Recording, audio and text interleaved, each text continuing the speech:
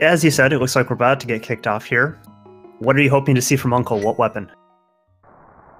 You know what? I always like to see the Cane of Samaria, because the block itself can be thrown around, and then they can then spew out all the fireballs in all the directions. It's always so much fun. Yeah, I like seeing Cane of Samaria too, especially in a swordless run like this. Giving them the hammer early just makes it too easy. So we got just a piece of heart in that first chest, but we're heading down to Uncle. Let's see what we get.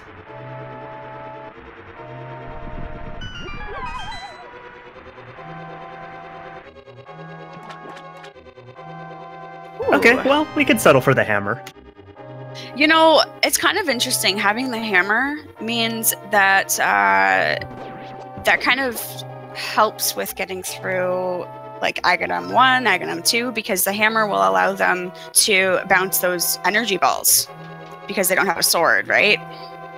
Yes, that is correct. Hammer or Bugnet, those are the only two items that can reflect Aga's balls in swordless mode. So they did need to find one of them at some point. Yes. Plus, having the hammer as well means that if they need to check any of the tablets, as long as they find the book, they'll then be able to use that. Yep, it is swordless mode, so once you find the medallions, you're able to use them right away because we've removed that restriction for hopefully obvious reasons. Now, the other big point about getting the hammer is that it will make clearing all the enemies in here early, and that is important because the item both our runners are hunting for is a bomb. We have that back cave in the final part of Escape with 3 chests locked behind it, and you really don't want to have to backtrack to that. So one bomb will get you in there, and if they can find more, it makes Kakariko even easier.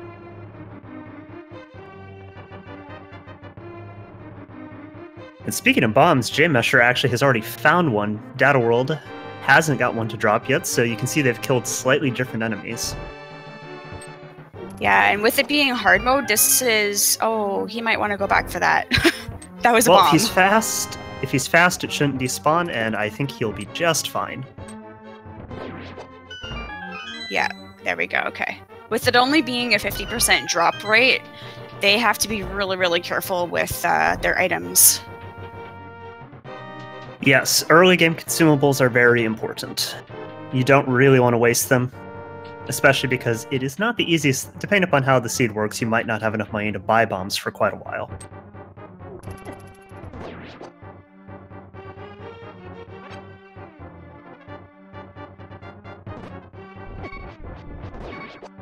jmeasher cuts things a little close there, but he's going to be just fine. Killing that chain knight is really the last hard part of this escape. And he does elect to get the hearts there. There's hearts he could get more on the way farther in Escape, but he just wants to be safe.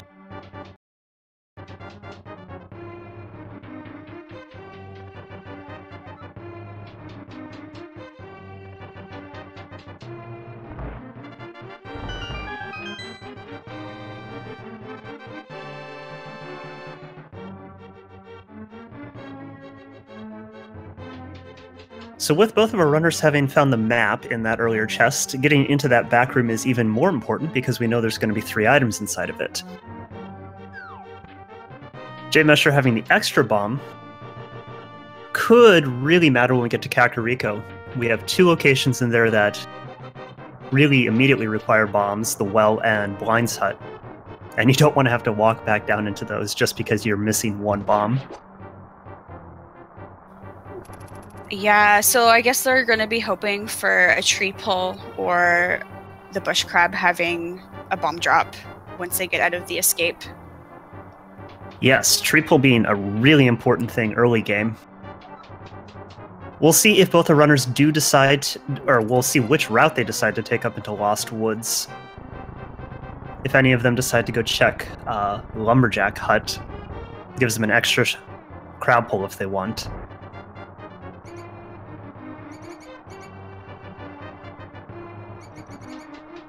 But other than that, we're just seeing a very nice and standard escape from both our runners. jmeasher's killed a few more enemies than Dataworld, but other than that, they're both on their way for a nice, fast escape. Absolutely, which is what is expected. Both of these players have been playing Randomizer for quite a while. Both of them competed in the last tournament. So they have excellent execution and movement, and I'm sure they understand the logic very well. Yep, our spring randomizer tournament was a standard tournament, so this is old hat for those runners.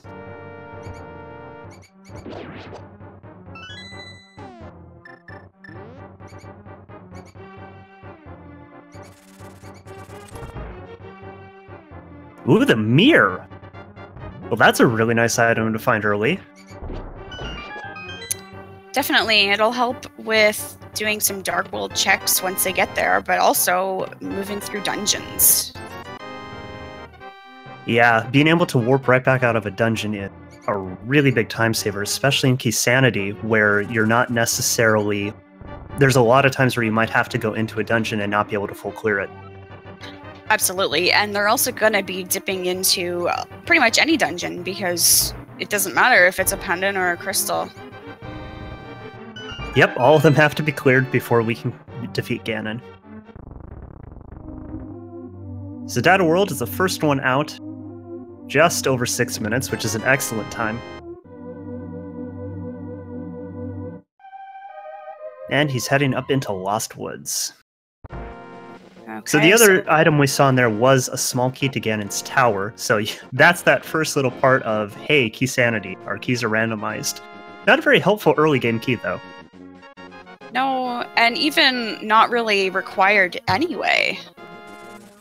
Alright, so our tree pull is a bunch of arrows. I think that's the tier 1 pull because jmeasher just died a little bit to the crow. Look at that! How many arrows do they need? Who knows? Well, quite a few, but they're not going to be all that helpful because, 1, no bow, and 2, as this is hard mode, silvers will only work on Ganon. Ooh, true. I just saw jmeasher checked the tree stump, or the lumberjack stump area, and it's just a heart piece. Not important. Yep, we won't be seeing them go back for that. So another fun fact about this being all dungeons, normally the maps you pick up are actually somewhat helpful because they tell you if a dungeon's a crystal or a pendant. But now we just have to go into all of them.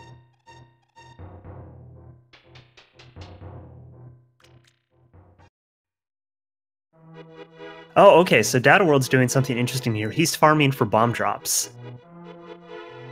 The 4 bushes, yeah, you see those 3 that he's picking up to the right at the end, those have a chance of dropping a bomb. Okay, that's clever. And I'm pretty sure that one to the right, that would make a square, also does, but whatever. Yep, there he gets a second bomb. Oh, excellent. So he's going to go up to the race game. Meanwhile, jmeasher's already down in Blind's Hut. So that's the map of Dark Palace, and a big key to Eastern. Oh, and so jmeasher just got a 20 rupee out of one of the chests, which in swordless mode actually indicates that would have been a sword normally. Okay, well that also helps jmeasher because they can now go and buy some bombs. Yep, they also have just enough to be able to get Bottle Vendor, depending upon whether or not they're able to find bombs in well, if they decide to just drop straight down.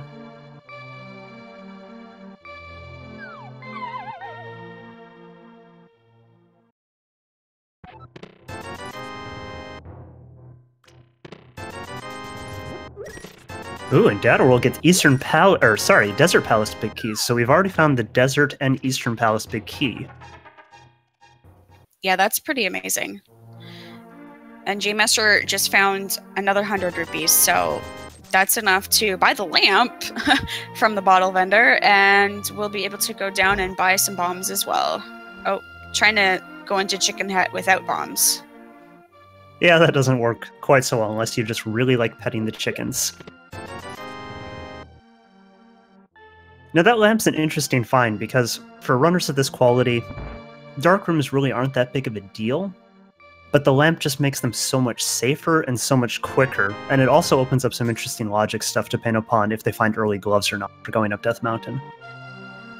Well, the interesting thing is now with the logic, because they have the lamp and they have the hammer... maybe not. I was going to say they could go and check the first couple of chests in Aghanim's tower. But I just realized they also need a key. Yep, you're right. With the hammer, they can get through the barrier. Yeah. But yeah, the key logic, I think you're correct, doesn't quite line up. Oh, another big key. Tower Hera. So we found all the Light World's big keys already.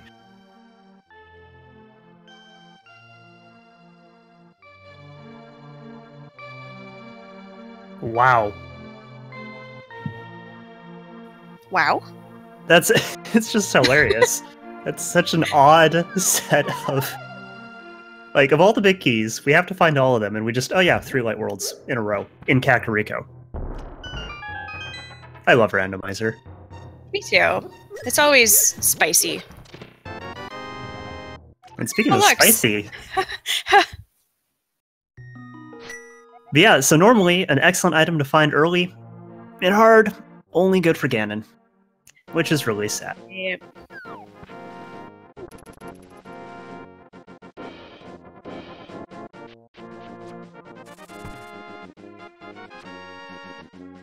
So it looks like dataworld's just got Blind Hut, and then we should see both our runners heading down through South Shore.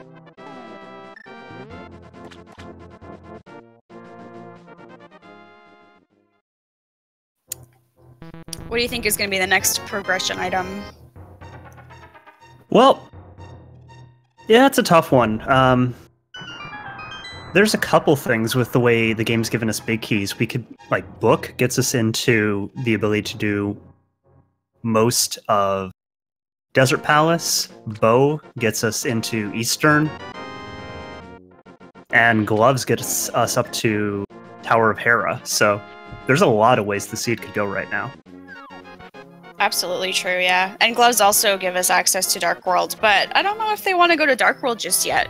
They only have 3 hearts. They have all 3 of those big keys, so... And without the Moon Pearl, there's really just not a whole lot they're able to do right now. So jmeasher here is deciding to do bombs instead of hammering the Moldorms. And frankly, I don't blame him. Up hammers has some of the weirdest hitbox you can possibly have for a weapon in this game. Oh yeah, it's terrible. Let's see, 300 rupees? There's the book. Hey, look at that. More bombs. Pizza Heart, and 5 rupees. So, jmeasher is very, very close to having enough money for Zora, if he's so inclined to do that. And also we have a soggy mushroom that was flooded. So this is interesting. Data World's already heading off towards Desert instead of going into Minnie's, which is really unfortunate for him. Yeah, without that book, he's not going to be able to get too far. He's probably not expecting to find it. Nope, and jmeasher heading up to Ice Rod Cave. I was wondering if he was going to do this. Having just found the book, it's now a fair bit of backtracking. We'll see what he decides, if he wants to fake flipper or maybe just walk back over there. But now will Aga's Cave pay off for Data World? Nope. And no for both. jmeasher found the second worst item in hard mode. So, because hard mode is a cruel and harsh mistress, the boomerang does not actually stun enemies anymore. Yeah, that's brutal. Even the blue one? Correct. Oh, wow. So the only advantage the red meringue has is that there's a couple...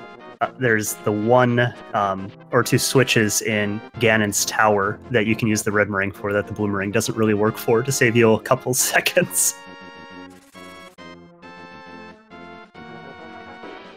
Data World also showing off bombs here in Minis. Our runners really just don't want to hammer these little troll dorms.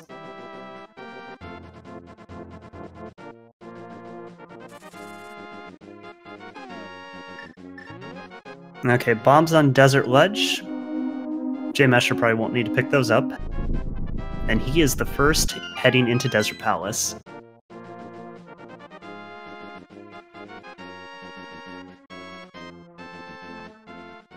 Alright, so heading into Desert Palace, missing a key for it, so may not be able to get too far, but we'll at least be able to check the first couple of spots and check to see what's on the torch to see if we are going to need the boots. Yep, the right 2 chests are locked, but the other 2 should be open. Alright, so there's some arrows. Yeah, so they'll be able to check the big key chest, because they have that big key. Let's see, what do we have? Ah, just a heart piece. Oh, right, and hints. So that's a pretty good hint there, and a unique item in Skullwoods. That could really push our runners there earlier once they get into the Dark World. Now, jmeasher, where are you going? Yeah, I don't know. That's an interesting choice of routing. Maybe he knows something that we don't. Oh, okay.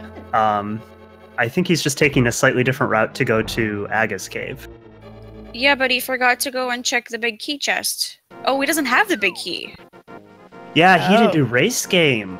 Yeah, right. Okay. Ooh, that could be important, although we won't know because dataworld is going into Eastern instead. Okay, that's fine. Yep, with the lamp, all the chests in Eastern are going to be in logic. Without the bow, of course, they can't beat the boss, but that's still a pretty good number of early game chests to be able to check, especially with Sharasala.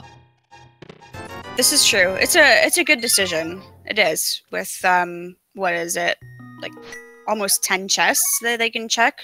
The 3 back here, and then 5 in the tower itself. Whoa, in Eastern Palace itself.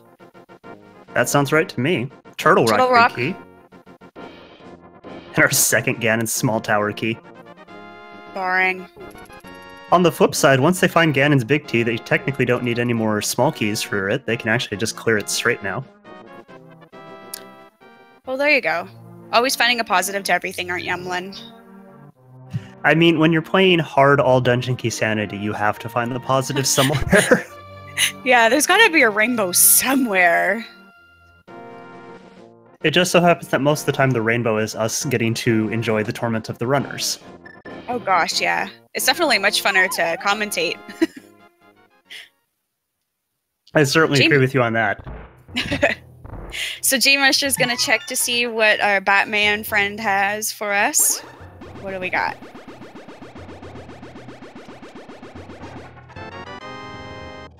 Continuing our trend of lots of arrows. I wonder if the seed is trying to tell them something. Yeah, you should have found the bow. Or maybe you should figure out how to throw arrows at people without a bow. Use it like a spear, maybe?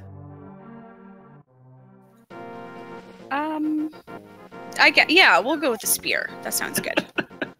I mean, they don't have a sword, so you gotta use whatever weapons you can get. Oh, that was a medallion. Is that ether?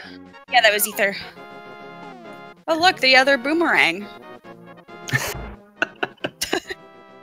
Both pretty useless in this hard mode. Extremely. Yep, I mean, there are a few times you do want them for switches, but again, when you already have one of them, you certainly don't need the other. So jmeasher is going to find his Desert Palace big key here by doing the race game. It'll be really interesting to see if he decides to go back there or not. It's a pretty slow walk, and you do have to wait for the statues to move again.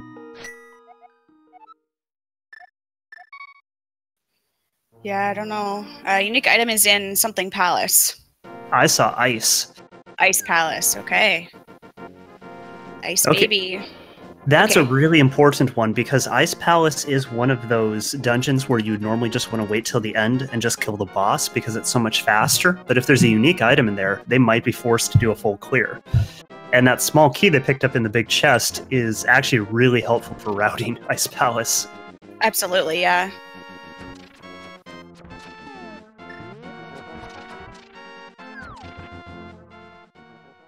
jmeasher has decided to check out what's in the back of Hazrula's closet. Yeah, and this makes a lot of sense. I think this is the highest item density they have currently, without finding any more progression. But the game really does seem to be wanting our runners to go to Desert Palace, so we'll see if anyone makes that play, or if any of the items force them to go make that play.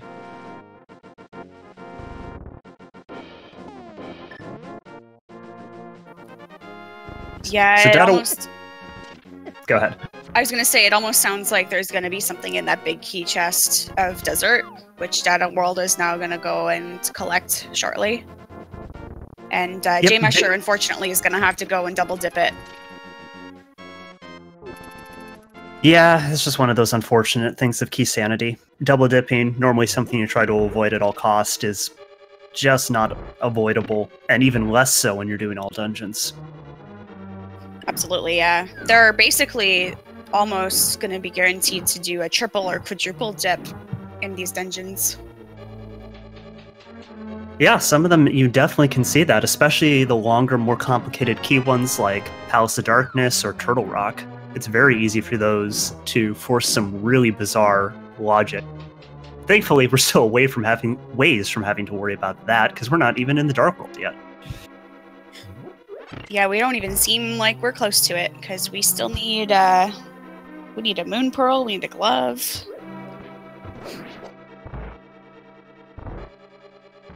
So Data World gives us a map check. It looks like we have 2 Light World crystals, with the one of the red crystals being in Desert Palace. That being said, the info's not as useful as it normally is. Not particularly. The only maybe potentially useful things to this would be the 2 red crystals so that you can get the big bomb spot, the green pendant so that you can get Sir Hasrula's prize, or all 3... Oh, look, gloves. Or all 3 pendants to get a pet check. So, yeah, anyway. you were saying that big chest, and you were right. Yeah. Funny how stuff like that happens.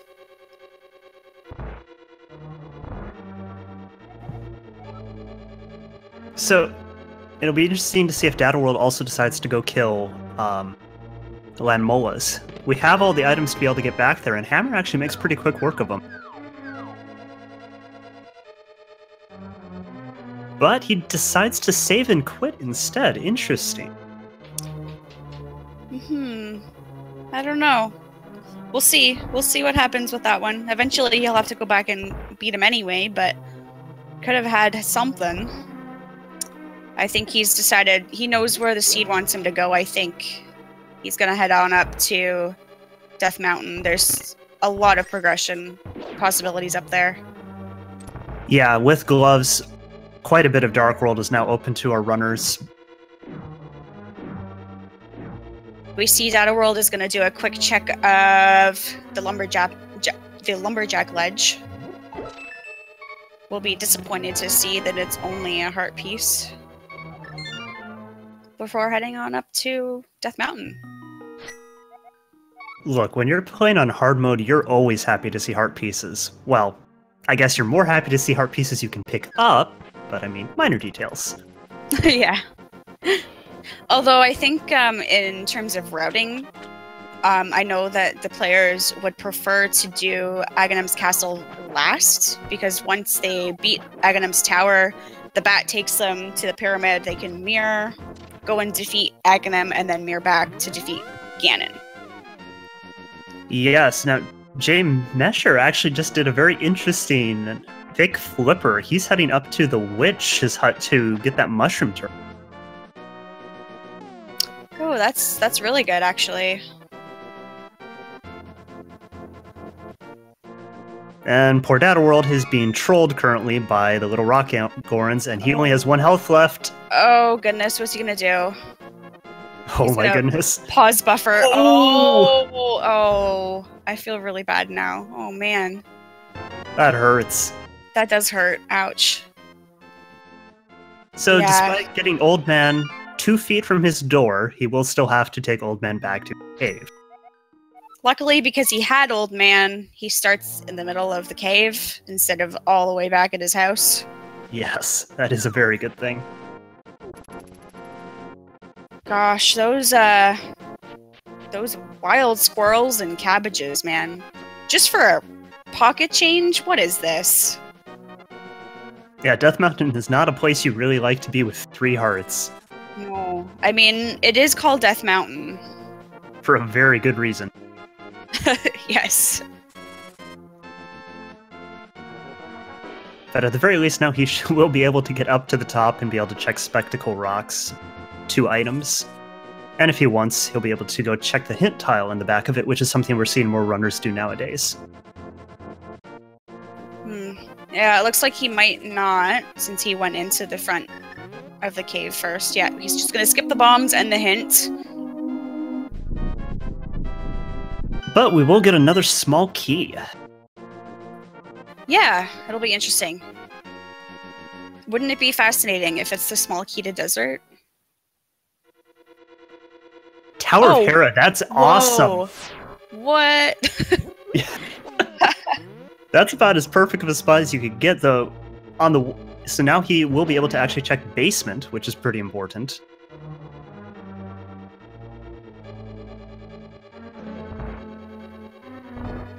Misery Mire map found on the tablet. Yep. Not our favorite items. jmeasher finds his gloves, so will he decide to go fight Lanmolas? Does he feel confident in doing 3 hearts hammer Lanmolas? Sounds like he might be. Well, at the very least, he's going to give it a try. Maybe he doesn't know better.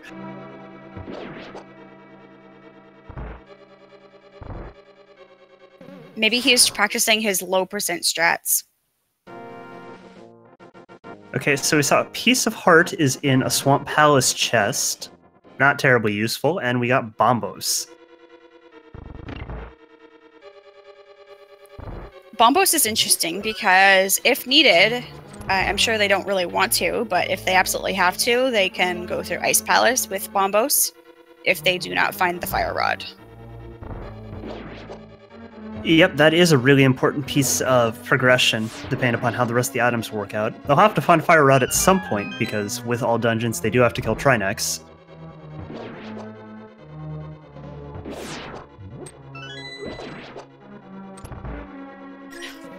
Oh dear.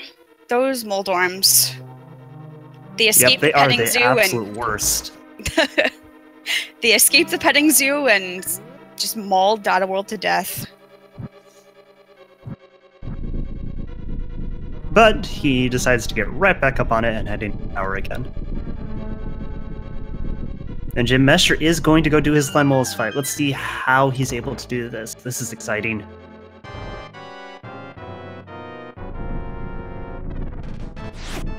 Well, bad start. No hits and gets hit.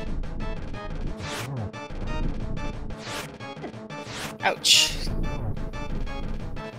He's already lost half his health and he's only gotten 3 hammer hits in. Oh dear. He's gonna have to be really careful here for the rest of this fight. Yeah, that's brutal. Meanwhile, dataworld picked up a key to Castle Tower. And the 2 chests here on top of Tower of Hera were not overly useful. Or, well, at least the big 20 wasn't. Okay, jmeasher's got 2 heads down. He's only got 1 to go, and he gets it down with 1 heart remaining. Ooh, and gets big a key. Big key for Pod. That's a really nice big key to get. Pod is one of those really item-dense locations you want to check as soon as possible. Of course, you do need a lot of small keys to fully clear it. Yeah, these runners are going to want at least 4 small keys to be able to check everything. And that's with doing minor bomb jumps and the potion glitch. Well, dataworld got trolled by the mini troll dorms, but he takes no nonsense from actual Moldorm and gets it down. But only 5 rupees for his trouble.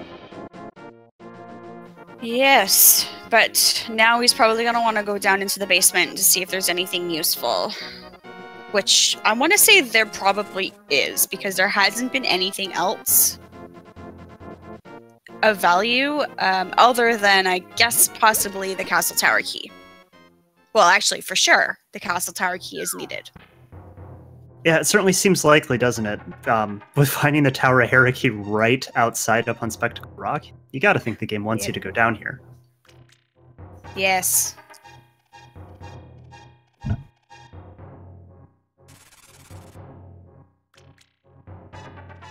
But whether or not there's progression here, there's still a few areas to check. We still have the rest of the right side of Death Mountain. And there pretty much has to be something here, because I think we've seen just about everything else that is in Logic. Yeah, I guess the only other piece of logic would be Zora himself, but it would definitely be better for them statistically to just go on into the eastern side of Death Mountain to see what's there. Yep, Zora, and with that Castle Tower key, there is one chest they're able to check. Shovel. Well, everyone's favorite fetch quest. Oh, man.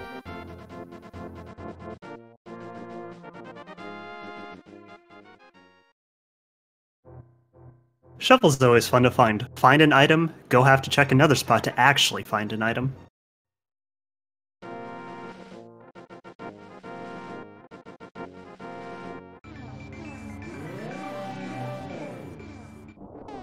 Oh, that's a pretty boring floating island. Single rupee. Yeah, I can't imagine that they're gonna want to go back for anything. Go back for that. Data world. What have you decided?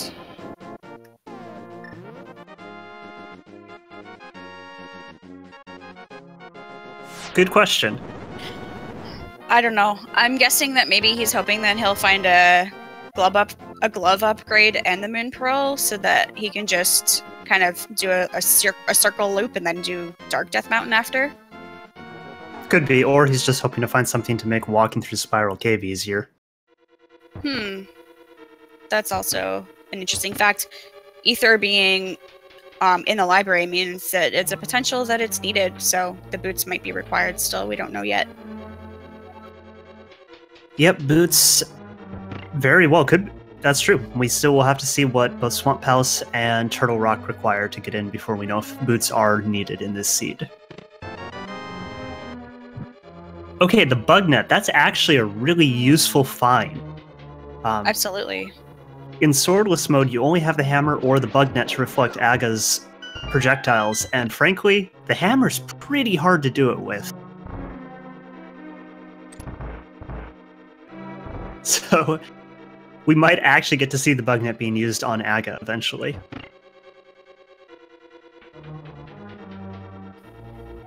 Interestingly, Data World decided to skip Spiral Cave. Yeah, he skipped Spiral Cave and is instead going to fake Flipper over towards the witch's hut. Yeah.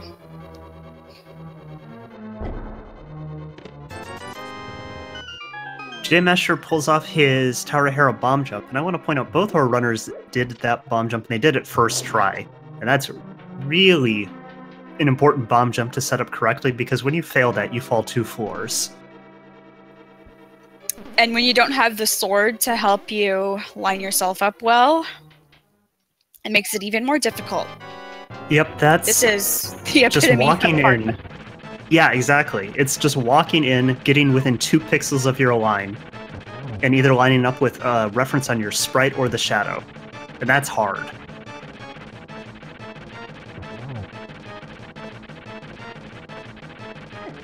Oh no! Mesher!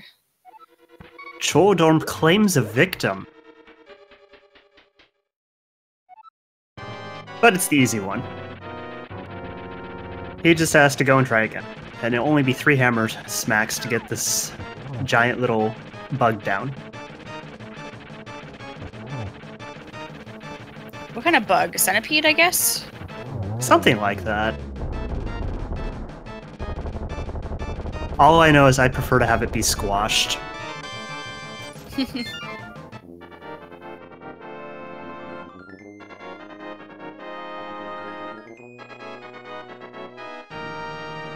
Okay, well, we said Zora was one of those few items that we hadn't seen yet, so that world has obliged us. What will our rip-off king have for us today?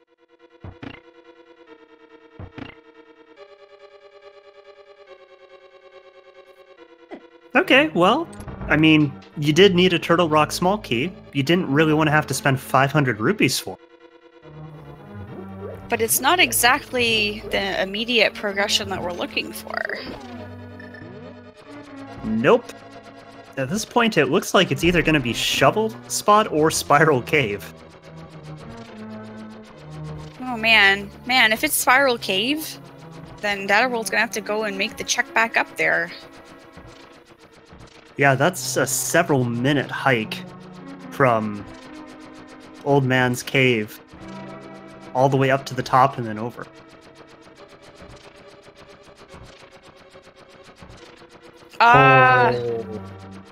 Dig Spot pays off. We have the Moon Pearl and full Dark World access.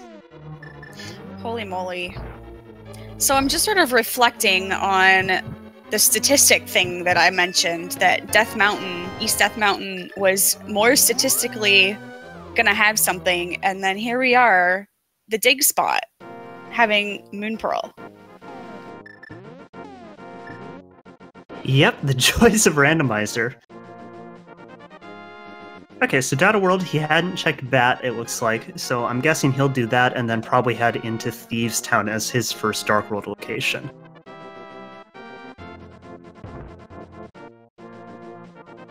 And jmeasher... Oh!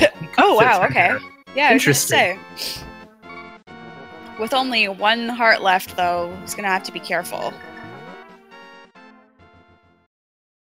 Yeah, but he should be fine, though. There's going to be 2 hearts in this first cave, and then it's just a couple troll dorms after this.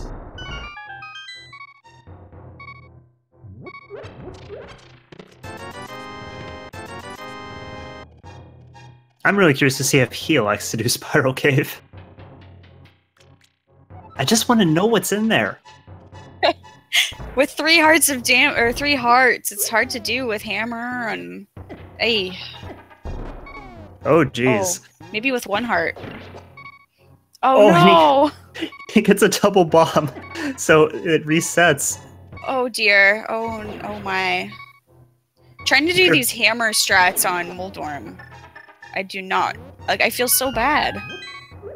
Yeah, those things are absolutely awful to have to kill with hammer, but it's their only weapon, really, that he has for this room.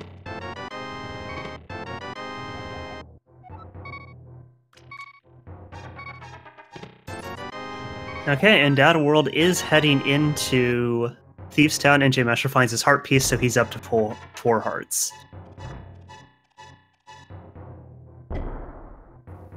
We get a good old check of the Dark World. I was able to see that gosh darn it. Dark Palace has a regular old pendant, and Skullwoods has a regular old pendant. Couldn't see anything else. Yep, we saw our green pendant too. I think that was in Swamp Palace. I'm sure our tracker will get us caught up at some point. They tend to have better eyes than the commentators. But either way, again, with having to do all dungeons, it's just not as useful knowledge as it normally is. No, it isn't. Especially with how restricted you are into which dungeons you go into based on your key count. Boots! Excellent find for Data World. Well, we did get that hint tile saying there was a unique item in Skull Woods, and it's looking like Boots might be that item. And just a map in Spiral Cave, so that's pretty disappointing. Alright, so Data World picked up some bombs as well.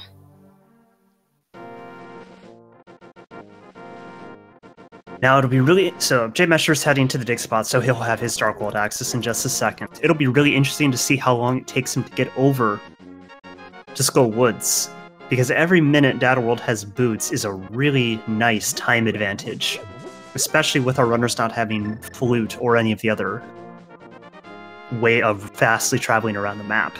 And with all dungeons, Key Sanity, there's going to be a lot of traveling around the map.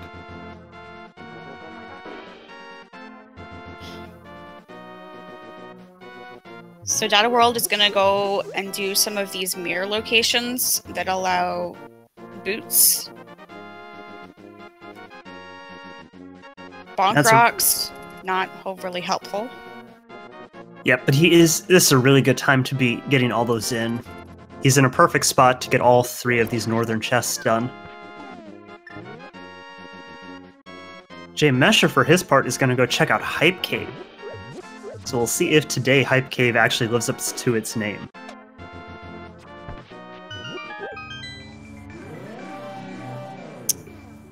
It's always a little bit of a loose basket. Yeah, Key Sanity, its value certainly... it certainly has a better chance of being valuable, just because 6 chests with the amount of keys and such, there's got to be something in it. Though you're hoping for more than keys at this point.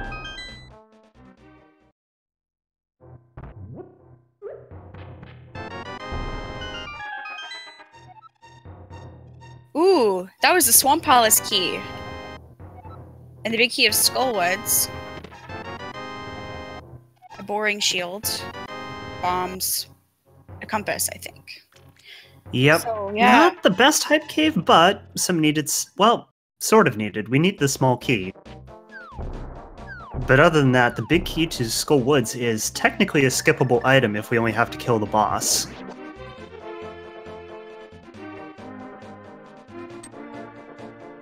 But I'm also sure that the players are going to be happy to check that big key location in Skullwoods. The big key chest, I should say.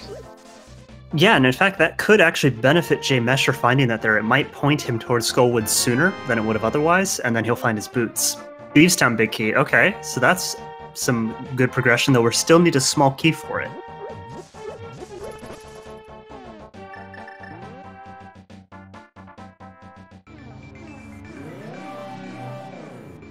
Compass and Sea Hut, no one really cares about that.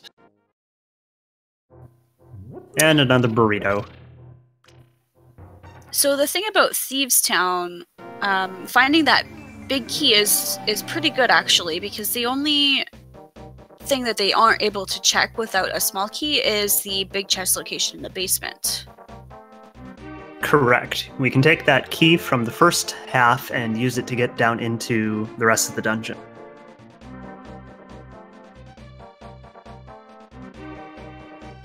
And Dataworld's going to check the first 4 chests, but he doesn't have the big key yet.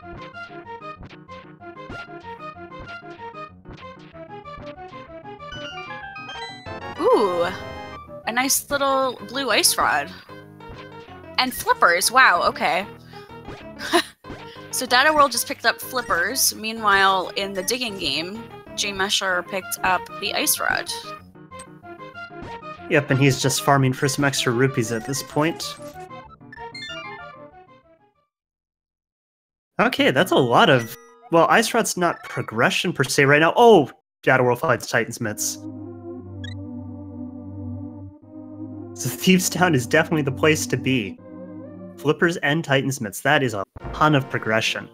That's where the party's at. For sure. Whoa, where's he going? Oh, I see. He was trying to avoid all the enemies. Yeah, 1 heart in Dark World, you gotta be pretty careful where you walk. Yeah. So yeah, finding Titansmiths, that pretty much opens up the entire world to our runners. We can go just about anywhere. There's a few exceptions, but... there's a ton of dungeons that can be briefly dipped. Pretty much all of the overworld is open. We can go see Dark Death Mountain if we want to.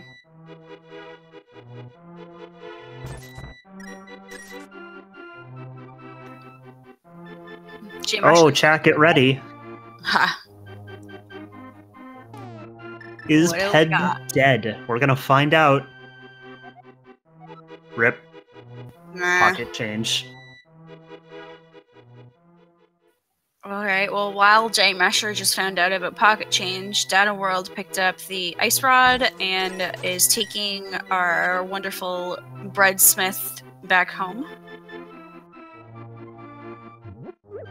And so you're also going to see something one of those fun, annoying parts about Swordless. Now, Dataworld has boots. Normally you'd see him do item dashing to clear all these pegs. Unfortunately, you can only item dash if you have a sword.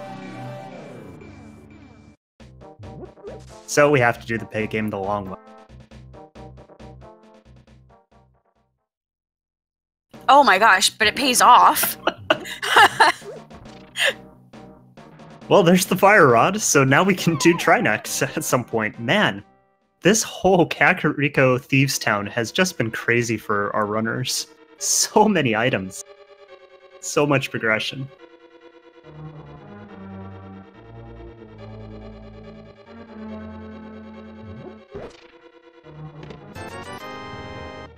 Just a compass, though, for the blacksmith.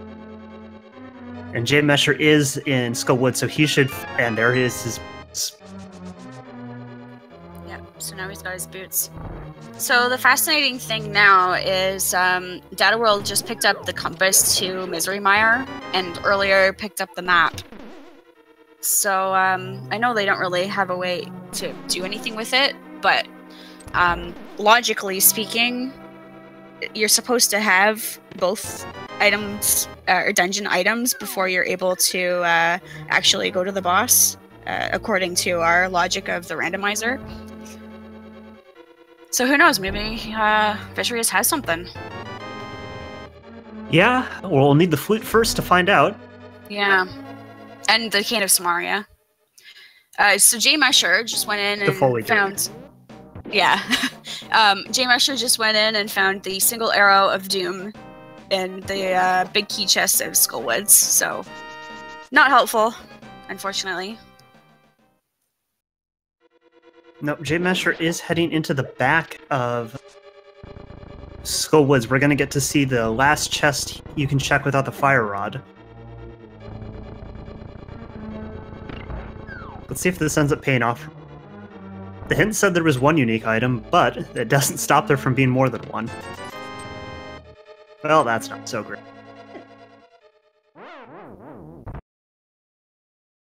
Takes the Death Warp back to the entrance to refill his health.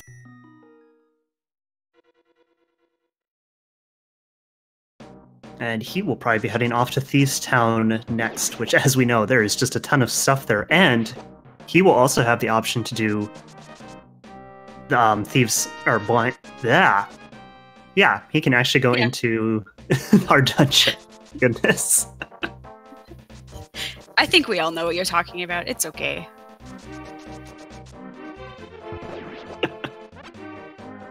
Look, it's still early. It's only noon on a Saturday.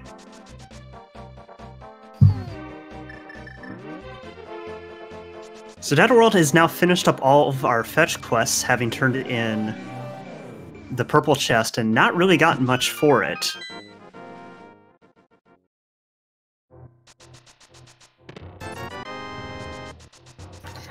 He's gonna see if this ether tablet is any value for him. Maybe it's, I don't know. Is it the ether tablet or the Bombos tablet? I don't know. That one's Bombos. Ether. But either way, it's still only worth 5 rupees, so who really cares? I do. I suppose accuracy is important for us commentators.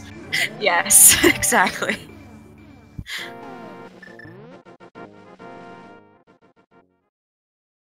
But right now, we are seeing both of our runners kind of overlap. They're checking the item locations that each other have already seen. So this is a great time to give a quick shout out to both of our runners here, Dataworld and jmeasher, and to tell you guys to go give them a follow, because if it wasn't for them giving us this awesome race, we wouldn't have anything to watch, and we wouldn't have anything to commentate. Absolutely, yes. Thank you so much. And also, if you're just joining us now, what you're seeing right now is an all dungeons randomizer seed, which means that they need to complete all of the dungeons, including Aghanim's Castle and Aghanim's Tower, before they can defeat Ganon. It's hard mode, key sanity, swordless. So there's a lot of different layers of logic going on in this seed, and we're trying our best to keep you up to speed on what's going on. And dataworld showing off a nice little mirror spot to be able to go check Hobo from the Dark World. With the flippers, all this is now in logic, so let's see if there's any progression with this and our Zora stuff.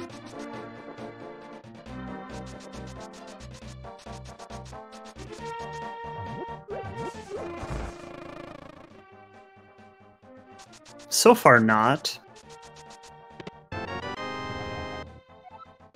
Oh, okay, so dataworld's gonna go check Pyramid, and maybe we'll even get to see Catfish. Yeah, it looks like dataworld is just trying to get all of the overworld checked as much as possible before diving into too many dungeons. It's a good strategy. Depending on the seed, it can hit you in the butt later, but we'll find out. And depending on the seed is entirely right. Normally, in a lot of the modes you'd be playing, checking things like Catfish, it's so far out of the way you'd really not want to do it. But with all the modifiers we have, the chance of any one location having something you need has just gone up so much that it's actually worth it, especially if it can save you from having to double dip a dungeon.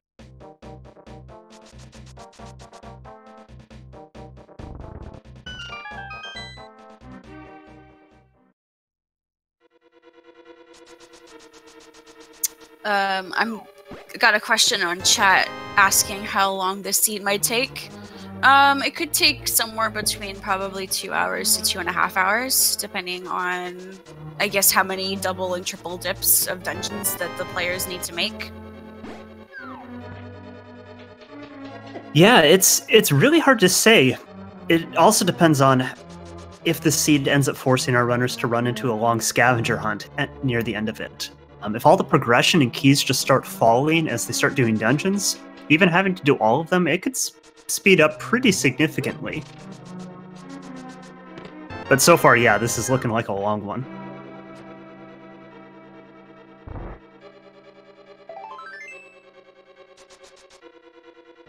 So, again, to point out just how fun hard mode is, we're 52 minutes into this seed, and our runners have 4 hearts. It's true. Oh my goodness.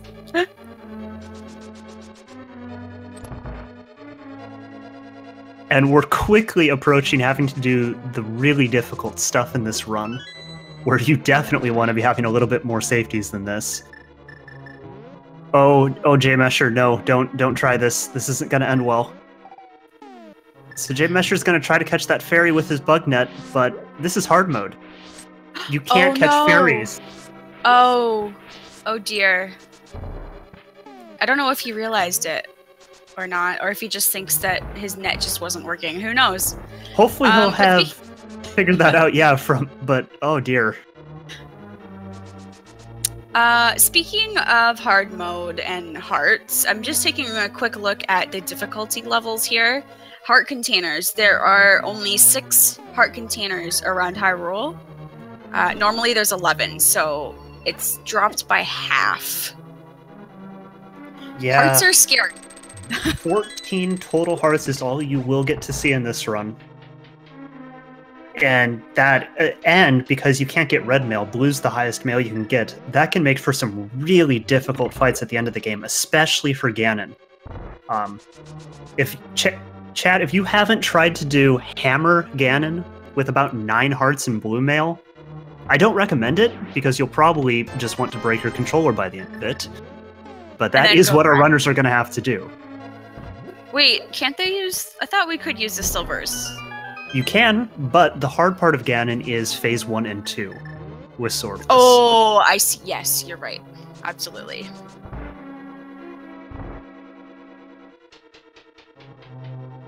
Yep, earlier this week, I got to commentate another Swordless race, and we got to watch one of our runners die 9 times on Ganon, just trying to get through phase 2. That was the runner that won, by the way. Oh my gosh. Ow. Oh no, jmeasher died. I don't know if it was on purpose or not, because I was looking at data worlds. It definitely was not on purpose. He hadn't gotten into the basement yet. So he's going to have to hit the switch again. The good news is he had already opened up the ceiling with his bombs, so he doesn't have to go all the way back through the upper floor. Yeah. but he does still need to go through the... Is it called the harmless hallway or the harmful hallway? I always get them mixed up. I think that just depends upon how much sarcasm you want to throw at it. Because with 4 hearts, you don't want to go through that hallway ever. You don't really want to go through that hallway, period. Thankfully, jmeasher is getting a pretty good pattern here and is able to get through without taking damage. Yeah, that was decent. Yeah. Also, I was gonna say dataworld had only 1 heart and was gonna go and fight them off, but never mind. He decided to get more hearts on his way through. The what is it? The Gibdo dance party? Yeah, that seems accurate. So we're actually about to see both our runners have to do really difficult boss fights. Dataworld's about to do Mothula with the hammer and no magic. That's a fun hitbox. And jmeasher is going to have to do blind with just the hammer. And if you get off the script for blind with just the hammer, it gets scary real fast. Let's keep an eye on Dataworld here. This is a tricky fight. Yeah, and if some of these hits haven't actually damaged him... Oh, okay, wow, there he goes. I was gonna say the spikes do no damage to him, so... But Dataworld makes that look easy. Oh, we're just sitting here like, oh, this is gonna be hard, and Dataworld's just, meh, I got this. I know. Oh, wait, Measher, where are you going? Oh, I guess he maybe was looking for some hearts, who knows? Who knows? Yeah. Doing this with 5 hearts over 4 is actually a really big help because you can get bodied twice and still live. Right now, he can't do that. But he gets through the first phase fine. Yeah, that was beautiful. In fact, he's still on script, I think. Yeah. Well, now he's not. Oh, okay. Never mind. Commentator's curse, I guess. Now, 5 thankfully, hearts. he actually got hit by a fireball right before he got bodied, so only took 1 heart of damage. 3 more hits. 1, 2... Oh no, no more hits. Oh! No! Oh, okay. Yep. That head just hunted him down and murdered. Oh man. And he decides to leave. Poor mushroom. Well, that is an unfortunate time loss. Though, with all the stuff he still has open to him, it's a lot less likely that he's being gated right now by it, and he should be able to come back later with hopefully a few more hearts or something and be able to do the fight. Yeah, the only thing that could really help him at this point is to get a couple more hearts, or possibly, if he's lucky, finding a male upgrade, which, who knows, because there's only the one blue one available in hard mode, so who knows? We'll find out. Dataworld finishes off the big key chest and is now entirely done with Skull Woods. So let's see where he decides to go now. I don't know if he's actually picking up the Thieves' Town big key yet. I don't remember where that was.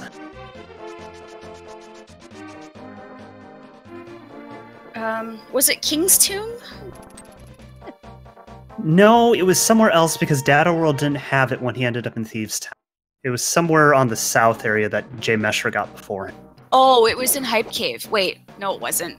Maybe it was. I don't even. Okay, I think you're right. Talking now. No, I think you were right about that because jmeasher did it as his first Dark World check. Yeah, okay. So that was, along with the Castle Tower. Huh? Chat is saying Stumpy. Oh, yeah, which Stumpy. It's still on the south side, so... Oh, Dataworld's already an ice cave, or ice palace. Jeez. We're spending too much time talking about that. Okay, this is exciting.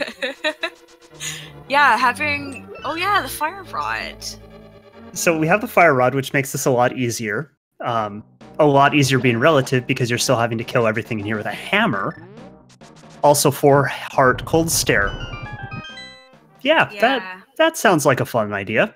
That's how I want to start my Saturdays. I like starting my Saturdays with breakfast, and then maybe 4 hearts. We'll see. Breakfast, a little bit of masochism, whatever. To each their own. Yeah, exactly. But so, I think a big reason that Dataworld's in here, on top of having found the fire rod, we did see a hint that said there was an item in here. Right, yeah. That was a little bit earlier. I think it was in Eastern Palace, if I'm remembering correctly. Yeah, it was a really early check they did. But really good job for Data to be remembering that. And that's an important thing. You have to remember those hint things. Oh, but he got bodied by a penguin and is already dead. That's sad. Do the penguins do 2 hearts of damage? I believe they do. That's unfortunate. Okay, so we're seeing a different strategy here from jmeasher in Skull Woods. He's actually hammering the Gibdos to death. He wants to save as much of that magic as possible to try to make doing Mothula a lot easier. And I don't blame him. If you're not confident with your hammer, Mothula is an incredibly difficult fight. And also, why would you even want to? If I had the opportunity to use the hammer instead, or sorry, gosh, the fire rod instead, I would go for that. Just gotta be careful. He's down to 2 hearts. Yep, and that's the downside to using the hammer. You gotta be real careful here. So he's entering the fight with more magic than Data World, but he has 1 less heart. Let's see how he's able to do here. When you say mana, what game are you referring to? That's a really good question. I'm not actually sure. Oh, okay. Oh, wow. He's doing this spike dance really, really well here. I think he's got 1 more hit to kill him completely, but he doesn't have enough magic left, so that's going to have to be... Oh, no! He gets bodied! Oh, gosh. Darn it. I think you were right. He was 1 health. Oh, gosh! Data World just found the bow. Wow. What is happening? So Data World picked up a Desert Palace small key at some point and just cut the bow out of this. And a pretty useless key to Misery Mire. But the bow, that's huge. Bow. Wow. So I'm now, trying to think. Go ahead. Yeah, so Eastern Palace is now fully clearable. Pod is not really clearable. We actually haven't found many small keys to that place at all at this point, which is really surprising. But yeah, no, we haven't. You will need that eventually. And the other big advantage to bow is, especially with swordless, it just gives you a lot more options for dealing with certain bosses in the game. It just makes you able to do them a lot safer. Doing things like, well, obviously Helmut Sword, the last phase is much easier with bow. Misery Mire, it's a lot easier to kill the boss with the bow than trying to have to hammer it into a corner or killing the eyes with it. Okay, so we've seen a whole bunch of other changes that happened here. Data World died in Ice Palace, left found progression. jmeasher died and is now doing the fetch quest cleanup that we saw Data World do earlier that we know doesn't really have anything. And Data World is also finally going to kill Lanmolas, which jmeasher killed quite a while ago.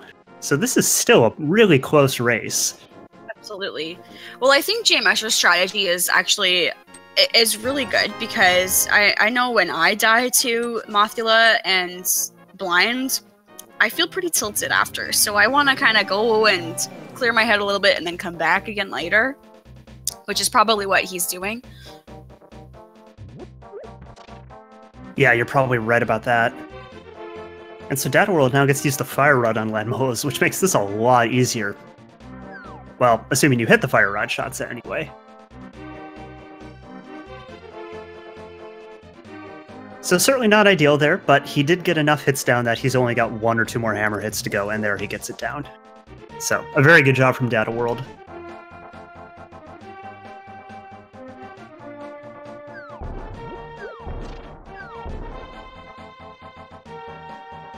So now that Data World's got that down, where do you go? There's only 1 item in Eastern Palace, the boss. We already saw him nope out of Ice Palace, but... I don't know, I would almost want to go back to Ice Palace because it's the most item-dense location at this point. Yeah. I still don't... Assuming he's picked up Thieves Town's key, which I think he's picked up the big key at this point, that's certainly an option for him because he still has the back half of it, but again, I don't know if he wants to do Blind with 4 hearts. There's really just not a lot of great options right now. There really isn't. All the hearts are going to be in Ganon's tower. It's certainly seeming like it at this point.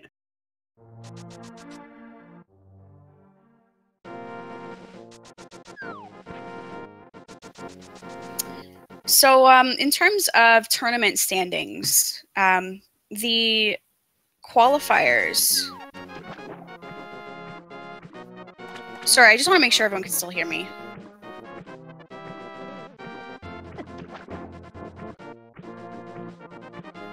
So in terms of the standings for these qualifiers, dataworld was, I think, in 11th place. So he was the one that chose this seed. So I did see a question in chat that who was the one that chose it. So this is dataworld's Beast. Beast is a very good word for this. Alright, so Data World with that bow has decided that Palace of Darkness is the place to go. And let's see how many keys they have.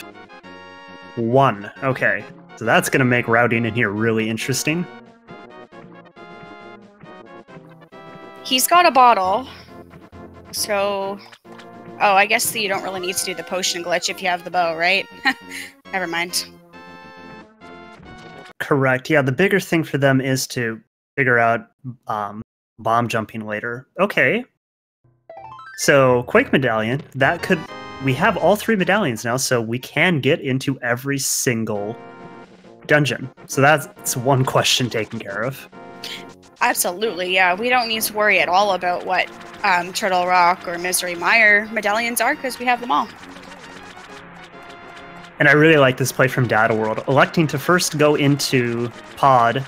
Maybe that first chest has a key, he's able to go deeper, maybe it has progression, but either way he's able to mirror right over here, and he's going to be able to kill the boss and get an item.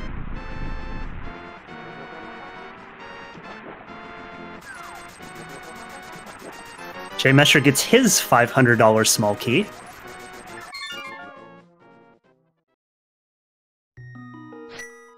Let's see what he decides to do. He really needs to find wherever that Desert Palace small key was and get his bow at some point. But he still has quite a bit of other progression he's able to do, and we're going to get to see Dark Death Mountain.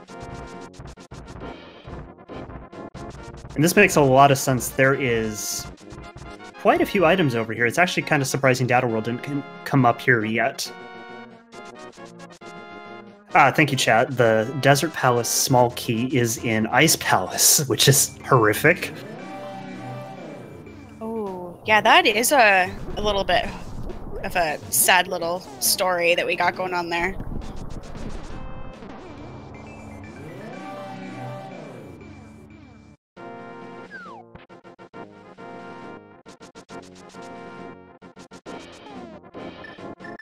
And Data World having to do the slow way to kill these our fun little plants because you can't just spin slash in Swordless.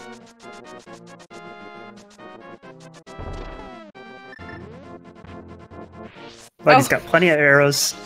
Oh. jmeasher again trying to pick up those fairy drops. Still, I don't know if he's noticed that he can't actually pick it up in his bottle. Clean fight over on Data World's side, picking up 5 rupees or whatever, 5 rupee drop.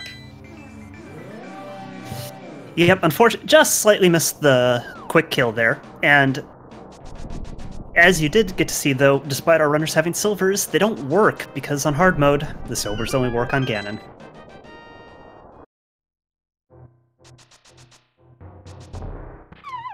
Oh, that was an unfortunate spot for that floater, knocking jmeasher right off the edge as he tries to check the one chest in Hookshot Cave we can get to.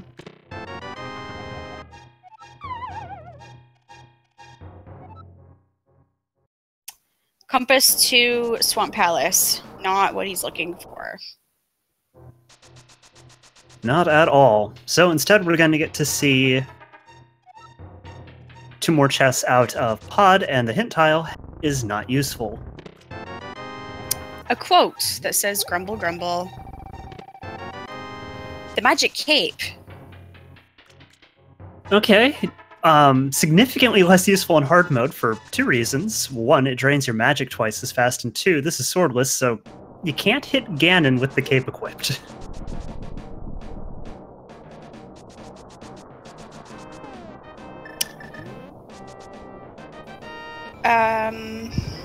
Ooh, I see something interesting going on in jmeasher's side. Yeah, he's gonna open up Turtle Rock. All right. jmeasher, thank you for doing this. 5 hearts heading into Turtle Rock. This is exciting. Now, they definitely have one small key. I don't think they found a second one yet. So that will impact the routing a little bit. He's not going to get very far, much. though, because he doesn't have the Cane of Samaria. Oh, yeah, that's a really good point. Now, technically, he could hover. Yeah, that would be a painful hover. Oh, it would be one of the worst things you could ever do in this video game. But correctly, whether or not he can hover, correctly recognizing that would be a massive time lost and it's entirely out of logic. You know, he could have checked the hint tile, though. Yeah, and actually I do wish he'd done that. Yeah, I was thinking that's what he was going to do, but that's okay. That's all right. He's going to check the couple of keys in Castle Tower here. And actually, I think with the Castle Tower key, he's able to get up all the way, or does he need another key? I can't remember. 2 are required to clear a Castle Tower. Because they're both normally in chests. Yes, okay, yeah. I just don't remember if the key logic's such he's able to check both chests with only one key. Yeah, and yes, he definitely can. Smacked in the face trying to kill a mimic. Yeah, mimics are terrible. Yeah, so jmeasher is able to get up a little bit further in the tower to check these 2 keys and then, these 2 chests, and that is all. Just maps. Yep. Well, that's unfortunate. Yeah, so at this point for jmeasher, it really seems like he's getting pushed towards Ice Palace. In fact, I'm trying to think if there's really much else besides Ice Palace that he's able to do at this point.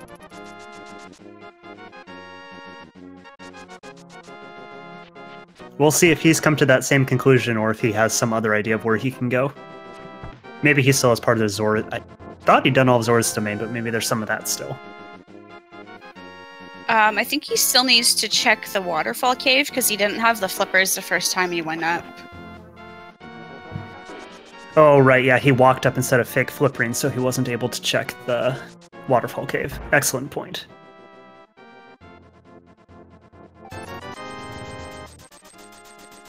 Well, picking up a blue potion, that's certainly a good idea. Though, those potions only heal you for 7 hearts and half your mana on hard mode. So still important, but just not as useful as normal. Dataworld just picked up a small key to Skullweds, which is not helpful, and a compass. Again, not all that helpful either. But he will be able... Yeah, that's pretty disappointing. Yeah. Alright, is he going to be able to get himself back over here? Oh, okay, we're going to get to see him do hammer jump. Yeah, hammer jump from the other side. Now, a hammer jump's hard to set up with a sword. It's really hard to set up without a sword. But doing this hammer jump is one of the most important things you can do in Key Sanity because of the amount of keys it saves to you in clearing pod. You pretty much have to learn that jump, and he does it excellently and gets a heart. Very good, yeah. Oh, a full heart container. Excellent. Ooh, and mail. That's helpful. That is massive. Yeah, it's huge. With only 5 hearts, that's doubling our survivability. Alright, so he did as much as he possibly could in this dungeon, and if I remember correctly, he only had 1 pod key, and he was able Correct. to... Yeah, he was able to get quite a bit of that dungeon cleared out. I think the most valuable thing that he found was that mail upgrade. Oh, I would agree with you entirely on that. jmeasher is having some trouble with these penguins, but he does get the first room down, which is good because he's going to get his small key here. The problem, of course, being the game continues to look like it's wanting to push us to actually fully clear Ice Palace. Yeah, I think that's pretty much it for things that they could possibly be checking at this point. Oh my. Oh, that was a really nice dodge. It was very smooth.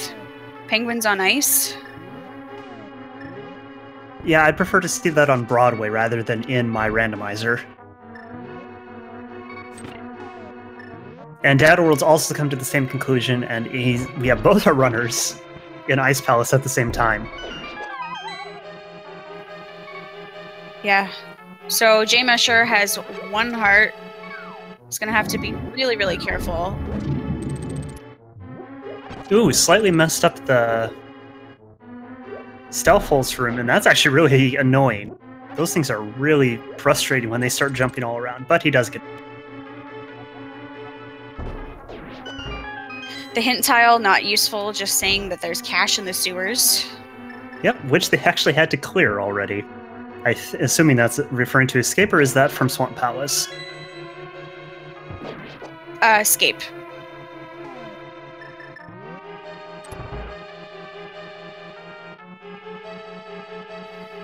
There's a question from chat asking if they found a key for Swamp Palace, and yes, we have seen a key for Swamp. It looks like both of our runners have it, so they still need to find the hookshot before they are able to full clear it.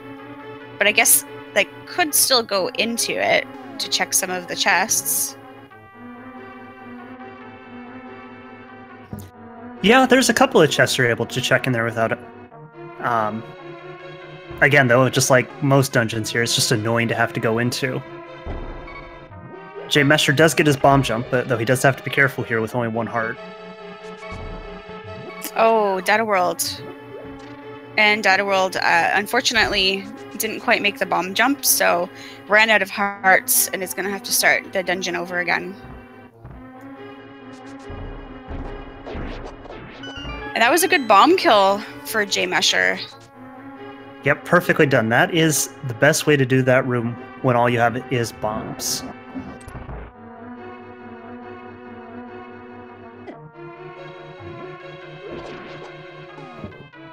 And with that small key that our runners have, it makes routing Ice Palace so much easier. We can actually do the right side first.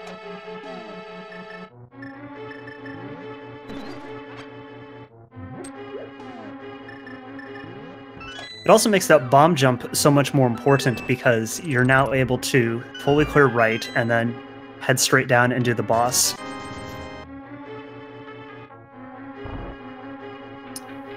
So we just saw a really interesting thing on jmeasher's side. He powdered the anti-fairy that was under the boulder, and it only gave 1 heart because, again, with it being hard mode likes to troll. Usually it would give a fairy, but it was just a heart this time. And dataworld just mirrored right out of Ice Palace. I think he had enough of that and realized he hadn't done Dark Death Mountain yet. Though this is not going to work out as well for him as he'd hope. Yeah, there wasn't really anything that I can remember. No, just, yeah, nothing significant. There might have been a key. But nothing progression-wise. The question is, can dataworld hover through Hookshot Cave? That would be impressive, and actually fairly useful at this point. Being able to check those 3 extra chests.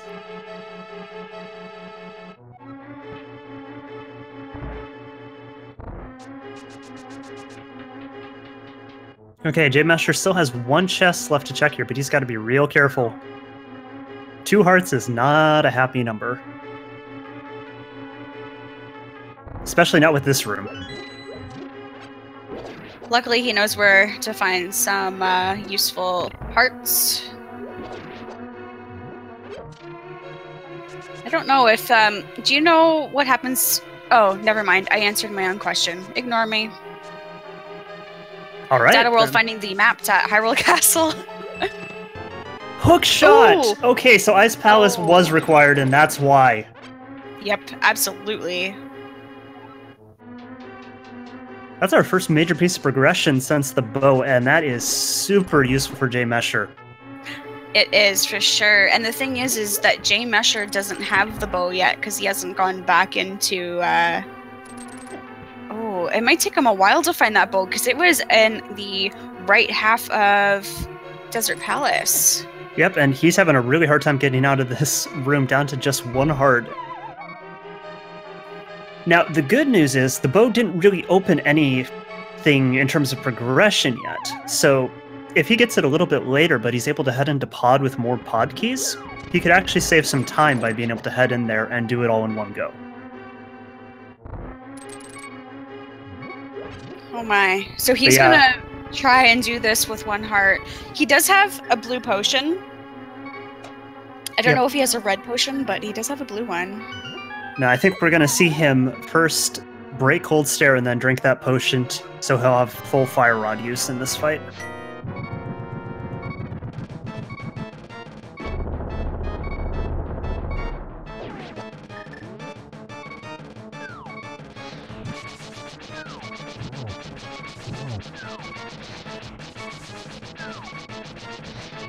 Yep, goes to use all his magic, and oh geez, that's real close. Wow, okay. This is going really good so far. Wow, good avoiding of these, whatever these things are, these little puffballs. Yep, unfortunately we're not a magic, so now we have to resort to the hammer, and this is where the fight gets hard. Ooh, see, I'm pretty sure he still has a green bottle. Nope, he drank that earlier because he wanted to put a fairy in it, which is when he learned you can't put fairies in bottles. But he split the fight down perfectly without taking a single hit. Well done, jmeasher. That was magical, and he just got the Cane of Samaria! So Ice Palace has all of our major progression right now. That is crazy. Data World, oh dear. Wow. Okay, Data World does have the potion, so he's going to be able to check Spike. But he cut that real close. And gets a big key. That's actually really important. It's Ganon's tower! What is happening? That was a lot of really interesting finds, all in 30 seconds. Yikes. So Ice Palace gave us almost all of the remaining progression, Hookshot and Cane of Samaria. But Spike Cave has that one little pesky big key that you need to actually beat the game. Ganon's Tower. Yeah. The good thing about that, though, is it is a place that is commonly checked. It's not like it's going to be left for, like, the very last minute. Like, sometimes there's, like, little places, little crevices of Hyrule that you don't really check. Like, sometimes you see players will skip Catfish, and you'll see them do Spike Cave first. So he'll get there. Meanwhile, he is going to check out Swamp Palace. Preferably after lowering the water level. Yeah, he's got to flood it first. Yeah. Works a little bit better if there's water in there.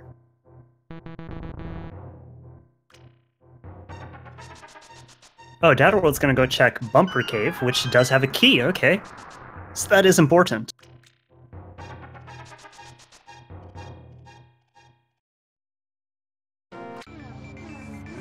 So with jmeasher actually being able to clear Ice Palace, we've now got a huge amount of divergence from both our runners. Data World's got more of the dungeons finished and has the bow. But jmeasher with both Cane of Samaria and Hookshot, has a lot more options available to him. So the hint tile that jmeasher just looked at said that the big key to Palace of Darkness is on a boss, but I missed which boss it was. But that is good information to have, actually. Yes. Oh wait, they already have it. Yep, they got it. I don't remember which boss that was. Lamelos? Lamelos. Ah, yeah, that makes sense.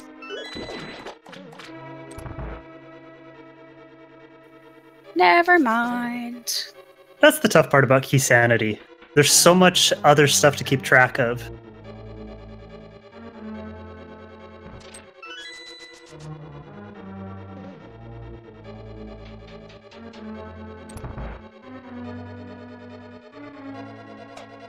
Okay, so Data World has decided...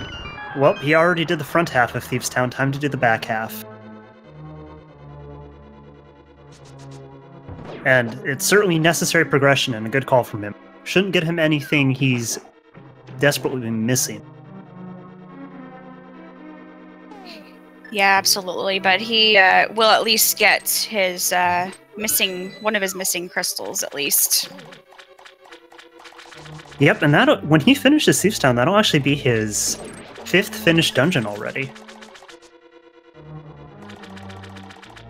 Yep, and Mesher has, Mesher has 3 dungeons completed, and he is almost done almost done Skull Woods and Thieves Town. He just needs to go back and beat the bosses, so he's not too far behind. No, it's that really difficult to actually tell which runner is ahead or behind at this point because of the difference in both major progression items as well as which dungeons they've cleared. Absolutely, yeah. And now with jmeasher having 6 hearts now, that makes it a little bit easier to complete these bosses. It definitely does, though. He still won't get that blue mail until he makes his way over to Pod. So those 6 hearts don't go very far at all once these bosses start hitting you.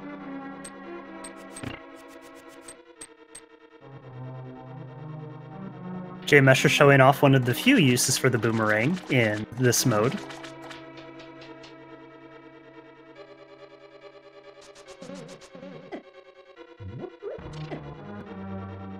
And doing his best to get hit by every single enemy in that room. Yeah, unfortunately that fireball just wasn't having any of it today. Nope. Or that skeleton. But we still got 2 chests to check over here.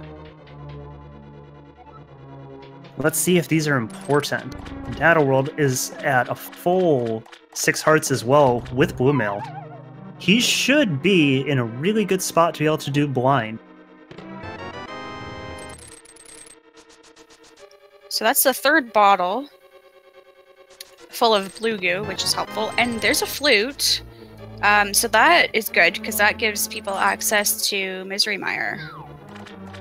And more than that, it gives you fast navigation around the light world. That's a really good find for jmeasher.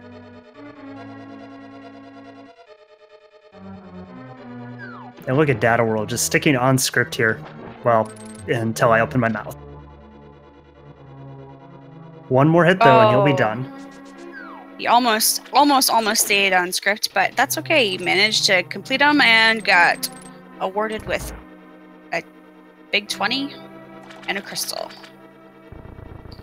Yep, jmeasher forgetting that he does not have the big key in here, so that's one item that he's going to have to leave for now. But there's still 3 more items in the back half, plus the boss. Yeah. Our good friend Argus.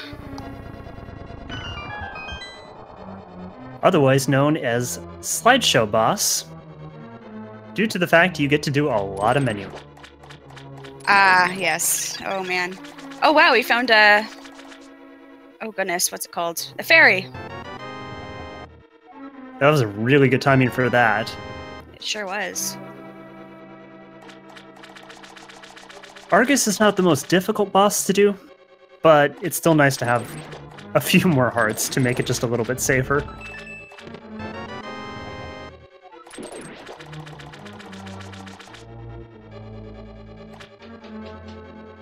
Alright, Data World, round 3, I think, with Ice Palace.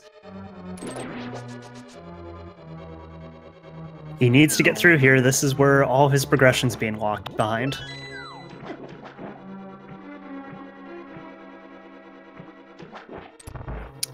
Well, he is now heavily defensed and has 6 hearts, so that will definitely make things a little easier for him.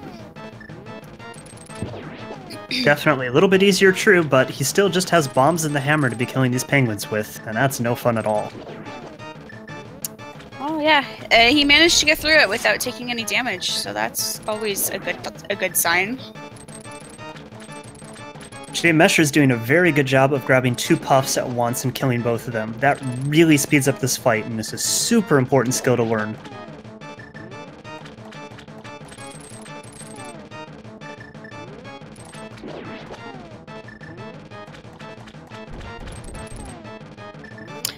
dataworld was able to kill the Selphos, no problem. And jmeasher is on to phase 2. Let's see how good he is at hitting these fire rod shots. dataworld was able to get through the Ice Palace bomb jump, no problem at all.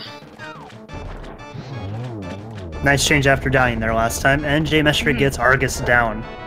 And finds blue mail. Well, that's exciting. So now both the runners have blue mail and 6 hearts.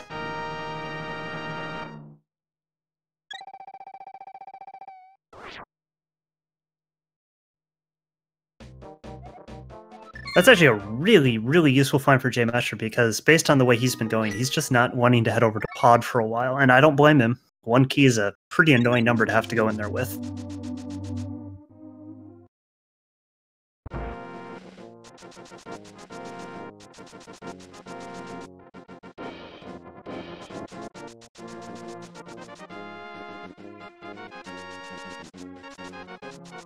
A quick flute activation for jmeasher, and then he's got some options as to where he wants to go. We know Desert Palace is the place he wants to get to sooner rather than later because that'll have his bow. But now, having found Candace Samaria, Turtle Rock is open, Swamp Palace is open. He's got a lot of... Misery Mire is open. Yeah. Yeah, he has pretty much the entire world open at this point.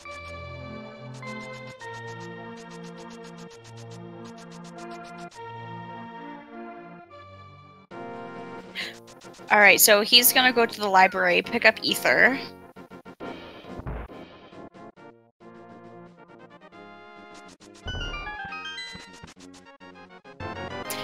dataworld's gonna take advantage of some of these keys that he's got to help him navigate through Ice Palace a little bit easier. And he's gonna be very happy to find that hook shot. Though maybe not so happy that he had to die a couple times to do it.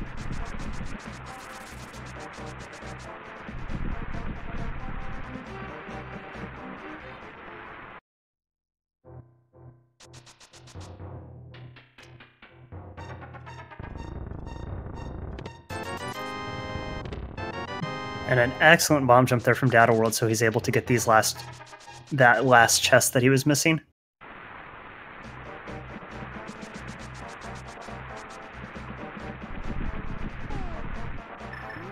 I guess the only thing that both of them have had to leave behind is the big chest of Ice Palace.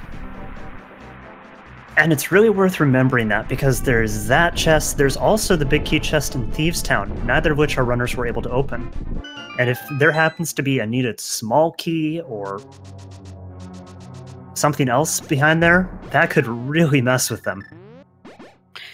Yeah, they'll have to keep that in mind, like you say. jmeasher's gonna head into Misery Mire, see what fun things he can find there. And dataworld is going up against Cold Stare with 1 heart. Gonna use up that red potion. Maybe try and use the lamp. Realize the lamp isn't gonna work. Nope, that would just tickle them.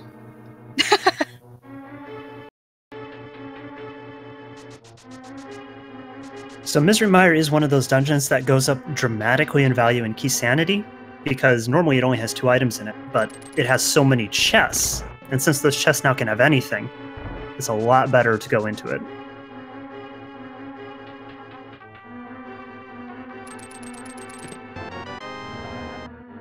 Oh, that was the big key to Ice Palace that jmeasher just picked up. Well, hopefully they won't have to use that, because that's a really annoying place to have to go back and check. Yeah, I absolutely agree with that. Dataworld's doing a really good job here, just taking this fight slow but safe. You don't want to die on this fight. Yeah, these cold stare puffballs, they will do, I don't know, 3 hearts of damage to blue male? It's a ridiculous number.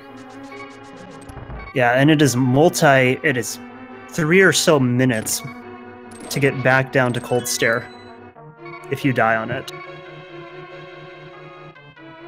Jmeasher down to just half a heart here. Misery Mire is actually a very damaging dungeon, especially when you check those right side chests that require you to be on spikes a bunch. It almost dashes right into the back of one of the fire snakes. It's always when you have half a heart of damage left when you make like the most ridiculous things kill you that normally would not ever happen to you. Well, there's the small Keeft Thieves Town. Indeed it is. So both of those orphan chests are now openable. Yeah, although hopefully they won't go back there. Yeah, hopefully they don't need to. Oh boy. Jmeasher needs that full magic, but that puff did not want to let him get it. Yeah. And Dataworld is also heading, with that newfound hookshot, is heading over to Swamp Palace, and that's really good for him.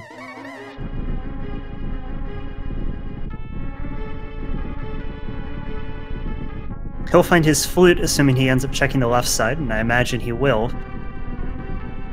Yeah, with it being key sanity, there's no question. Checking as many things as you can, it's what you gotta do. Exactly. Aim at the what? The eye of the tiger?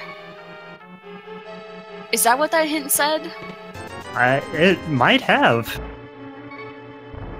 Maybe the eye of the mimic? Oh, Goma. Thank you, chat. Oh, thank you, Ocarina of Time Randomizer.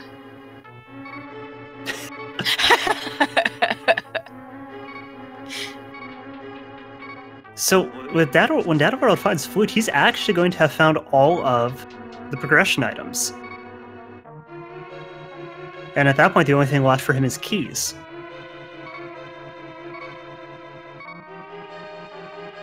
And there are still quite a few keys that we need to be finding. Let's see. They need at least one more key for getting into the back part of Pod to defeat Helmasaur. And a few keys of Turtle Rock, I believe. It's not really that many keys. A Castle Tower key is needed.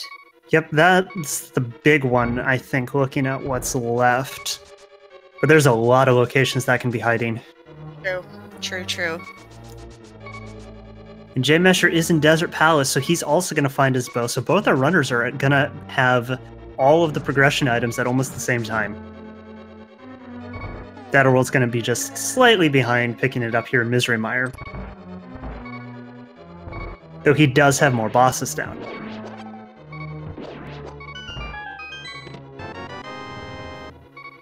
Bow has been found by jmeasher.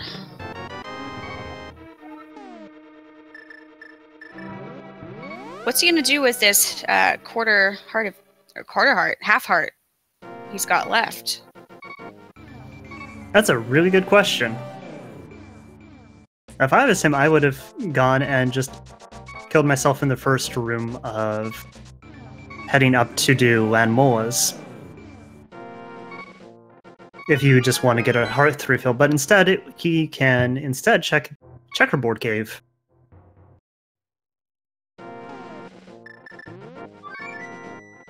And we're gonna flute away. Yep, time for that Eastern Palace pod check. Wow, he is definitely doing low percent with a quarter heart of damage and going into this dark maze here. Wow. Yeah, it might have been a good idea to kill himself in Desert Palace before he left, but well, as long as he doesn't get hit, exactly. As long as he doesn't go me through here, he'll be just fine.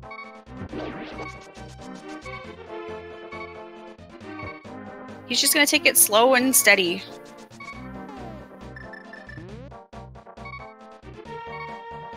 And as he takes it slow and steady, Dataworld gets his full blue potion and will be finding the flute here. He's also up to 7 hearts, which is a much, much more comfortable number considering that they were on 4 hearts for almost an hour. Yeah, it's a little bit more reasonable, definitely, to be able to go through the game with as many hearts. Yeah, in fact, with that many 7 hearts and blue mail, realistically, there are only a few more really dangerous locations for our runners. Misery Mire can still be pretty dangerous because there's just so much unavoidable damage. Turtle Rock, also, again, very difficult enemies, but Ganon's Tower is really where we're going to get to see how confident our runners are in the Gauntlet, with doing it with weird items. Yeah, the Gauntlet is definitely going to be one of those careful ones. I know a lot of players, they like to use arrows through the Gauntlet, so that might not be too much of a problem. Yep, those arrows, though, are just so much less effective when you can't have silvers.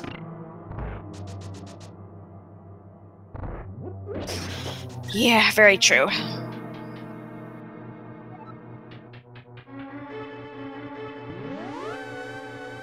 So jmeasher is getting the right side of pod done, and we'll get to see how confident he is in his bomb jumping.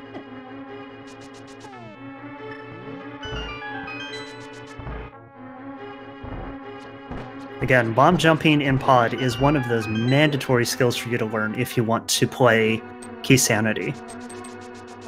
Same way that learning the Ice Palace bomb jump is pretty much required if you really want to play Randomizer in general.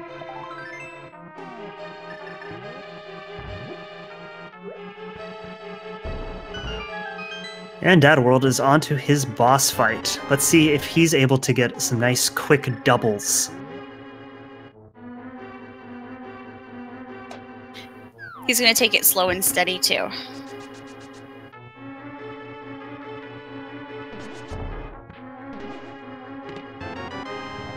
Yep, and I don't blame him. You just don't want to die.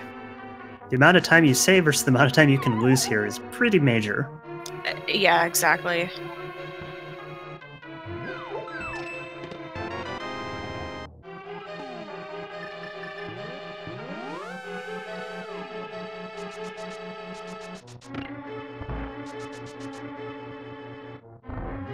Okay, jmeasher has done all of the front side checks he can do right now, so it's time for him to head into the back.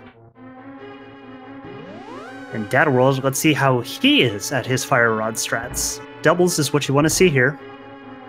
Or quads. Wow, that was really good. Yeah, that was an amazing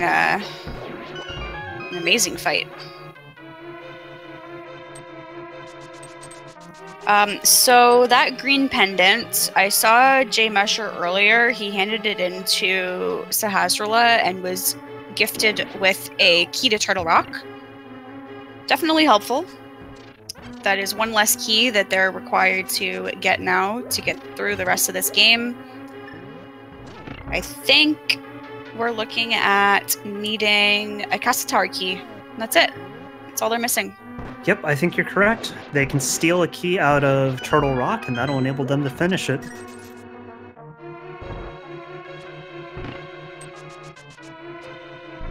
And that's a really nice thing to see for our runners, that this end of this seed, well, we still haven't found that Castletown seed, but at least they haven't turned into too horrible of a scavenger hunt so far for those progression items.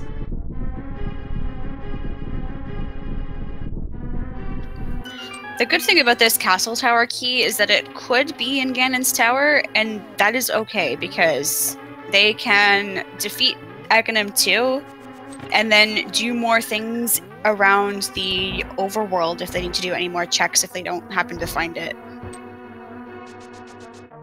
Yeah, plus 24 chest items is quite a few to be checking.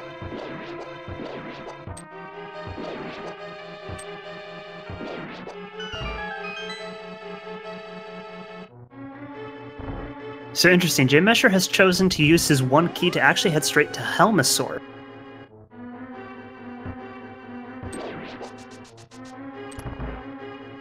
Which is a really smart play on his part, actually. Yeah, he's only missing, like we said, he's only missing that castle tower key. That's it. That's all he needs now. Yep.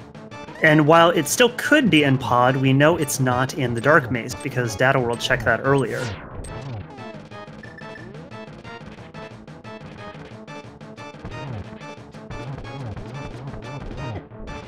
Smart of him to use arrows here at the final bit. Oh dear, get that last in there. And he gets Helmasaur down. Awesome, very good. Oh, that's a good point. We still need Misery Big Key. We cannot actually get to the boss yet. So we're looking for 2 keys. Oh, yes. I do forget about big keys sometimes. Well, it's just one of those things you normally just pick up. Except for key sanity.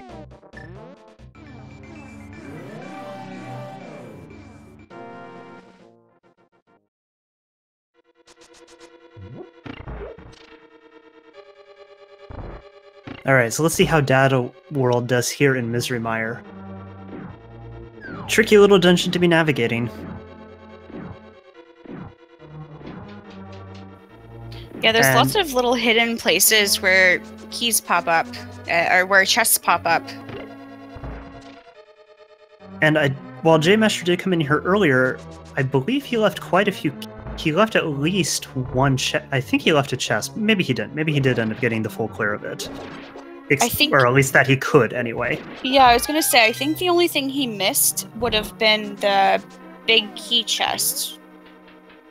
And because he doesn't have a big key, he couldn't check it, I guess.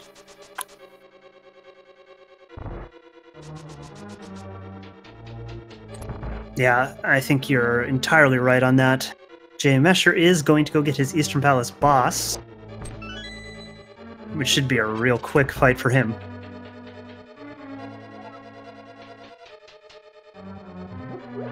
So, and after that, he probably has to go do Thieves' Town and Skull Woods, since he has yet to finish those boss fights. Yeah, I'm gonna say that too. So, I'm gonna say Misery Mire is a crystal, so we know that the missing key is not in Ganon's Tower, so it's gotta be in Turtle Rock somewhere. I think that's the next location that these runners are gonna need to go. Turtle Rock certainly seems likely. The one thing they could check that they haven't yet is both now actually have access to Pyramid Fairy. Oh yeah, that is an option too. And we definitely saw a hint earlier on about Pyramid Fairy. I just don't remember if it was a useful one or not. Ooh, I don't remember that hint at all, unfortunately. Chat is saying it was trash, so if both our runners are remembering that, that would certainly explain why they're not doing it.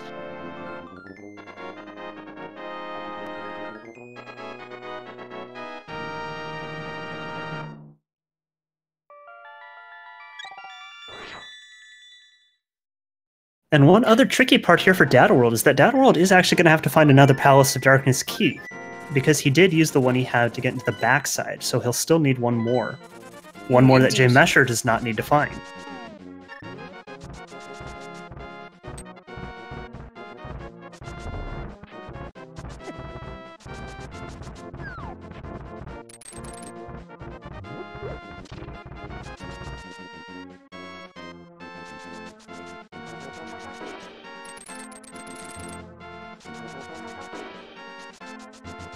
Alright, Dataworld will be finishing off Misery Mire. Where does he elect to go now? I think both of them are heading up to Turtle Rock at this point now. And that certainly is the best play from an item density standpoint. And realistically, there can't be that many more overworld locations that they haven't checked. No, although now they can check the last couple chests that they missed in Hookshot Cave, if they wanted to go back there real quick. Or if they're feeling really desperate, Ice Palace and Thieves Town each have a chest left.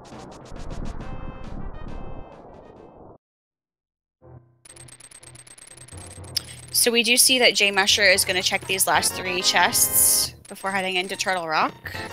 So far, nothing of value. Ooh. Okay, that was a big key of Swamp Palace. Yep. Again, not terribly useful, but it just adds a 3rd dungeon orphan chest for our runner staff to keep track of. Indeed.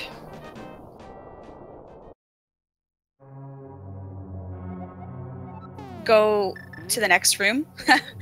I like these. These are nice. Yeah, the new hint system is a lot of fun. So dataworld had to burn a blue potion to be able to get into Turtle Rock. Oh, yes. So, okay. That hint said go to the next room, but it was a green text, which means that it was supposed to be just not even a real hint, but it actually did actually come true. I don't know if that was coincidence or I don't know, but that was the big key to Misery Mire that they were missing. Yeah, that's an important one. Oh, jmeasher is doing this room in a very strange way, and I'm not sure what's happening right now. I don't think he meant to do that.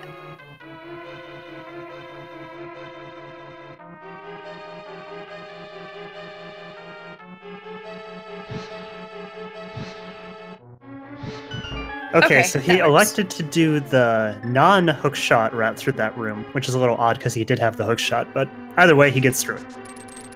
I think he was trying to save hearts in case he got bodied by these rollers, which is definitely a scary thing to happen. Oh, look, another heart container. Yeah, you're not going to say no to that.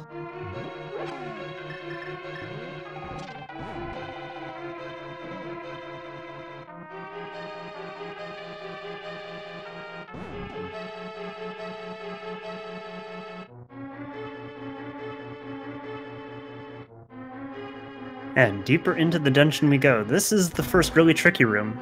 Or the next room. Those chain chomps are absolutely horrific. They are, and they... Oh boy.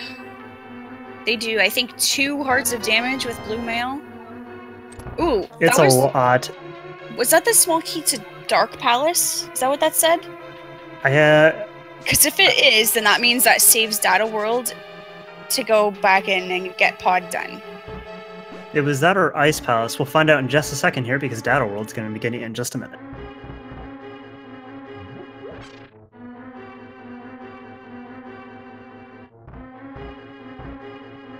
Yeah, pod key there is really, really important.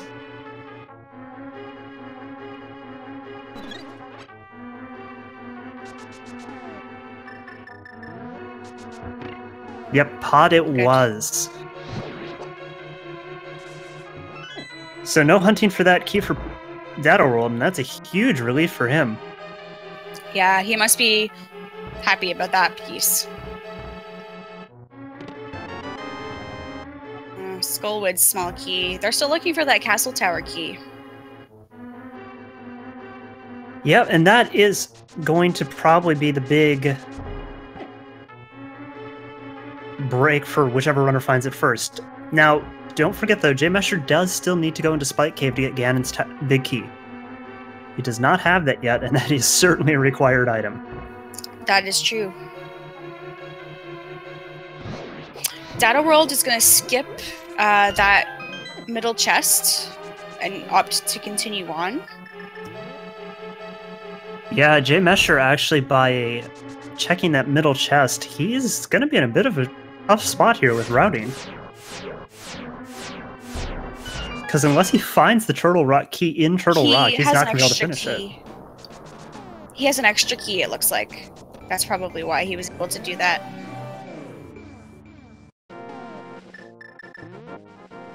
Ah, yes, you're right. He did have one more key coming in here than dataworld did.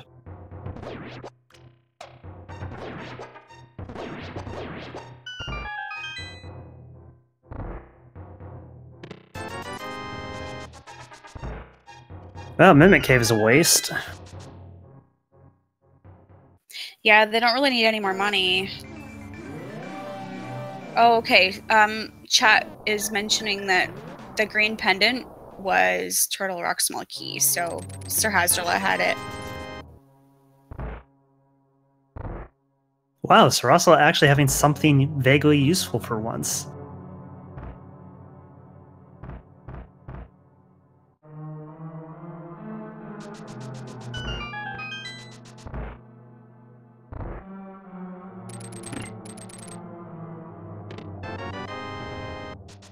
Well, you're not going to complain about getting another potion. That's actually a helpful thing to find in Turtle Rock. Yep, and with access to both the flute and a fair bit of money, our runners will also be able to fill up before they go up to Ganon's tower if they want to. And I suspect both of them might take advantage of that. Definitely. And I think also having safeties for Ganon himself will be helpful as well. Yeah, 4 potions with this really low number of hearts is really important. Like, it can't be overstated just how difficult Ganon is when you have to kill him with a hammer. Ooh, a heart refill. That's exciting. So they now have a maximum of 8 hearts. Oh, there's a key. Okay, another pod key.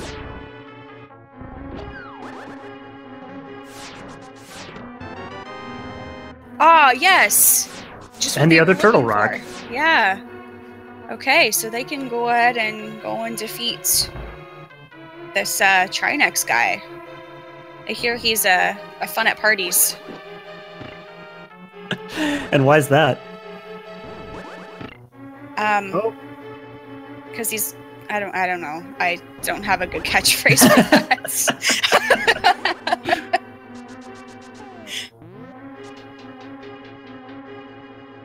But we're going to get to see both of our runners doing Trinex at almost the same time, so that's exciting. Let's see how good they are at doing hammer strats.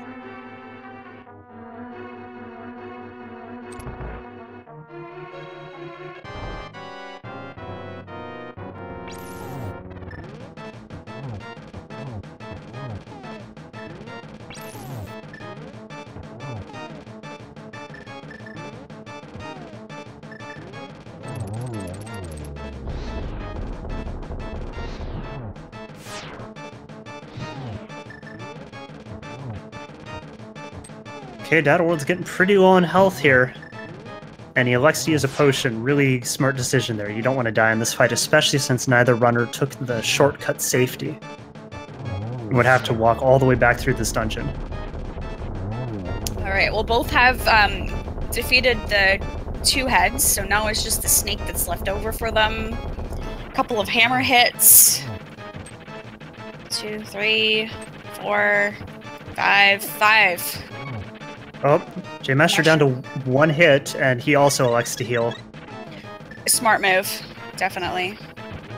Oh. That was a small key to But he does get it down. Yes, both have completed. Both are getting a small key to Ganon's tower. So, here we are. Once again, still missing our castle tower key.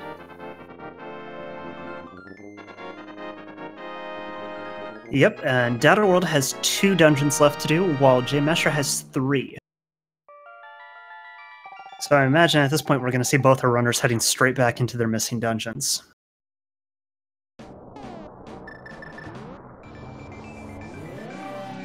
And I think Dataworld just tried to set up the spooky action glitch.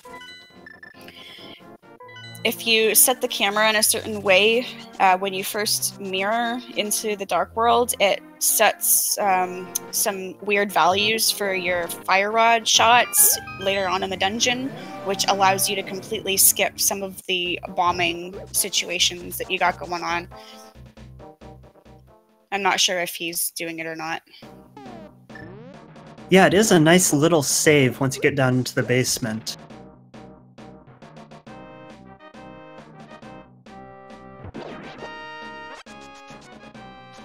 But of course, when you're also doing a run that is going to be over 2 hours, 11 seconds, it's still important, just not as important as it might otherwise be. Another key to small key to dark to pod, so we have enough at this point to full clear it. So if Castle Tower key is hiding in there, it is accessible. And at this point, it might be useful for them to take the chance, or like to actually go through to see if possibly one of the couple of chests that are left indeed is the key. That way they don't have to go on a hunt through Ganon's tower. Yeah, it's a really tough decision to make because there's just so many items in Ganon's tower that it's so dense. It's way denser than anything that's going to be left to them in the light world. Yeah, for sure. But do you really want to trek all the way through the entirety of Ganon's tower? Not really, no.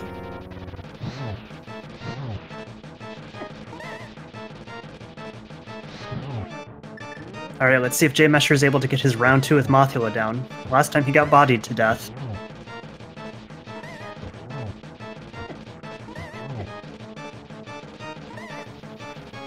Yay, we do have spooky action over on Data World side. So that fire rod, he's got a certain area that he is using there to make the game think that he's hitting those switches, the crystal switches. And jmeasher, despite a little bit of trouble there, does get his Mothula down. Yep, and we will be seeing him then going into go after blind again, I think.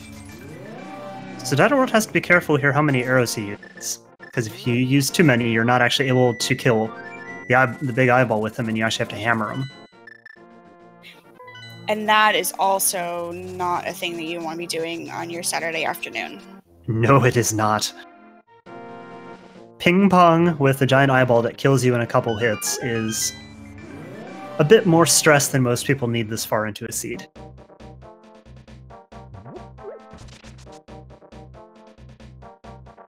Yep, and he did not count correctly. You actually need 8 arrows, so he's now going to have to get some hammer hits in. Oh, geez. 1 health. Oh, dear. Okay. He's okay. He'll be fine. Okay, yes. He's good. Dataworld made that a lot harder for himself than he needed to, but he gets it done.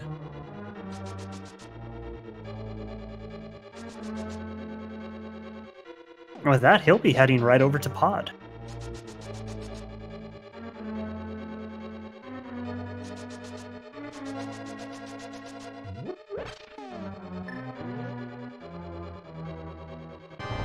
Meanwhile, jmeasher is getting another crack at blind.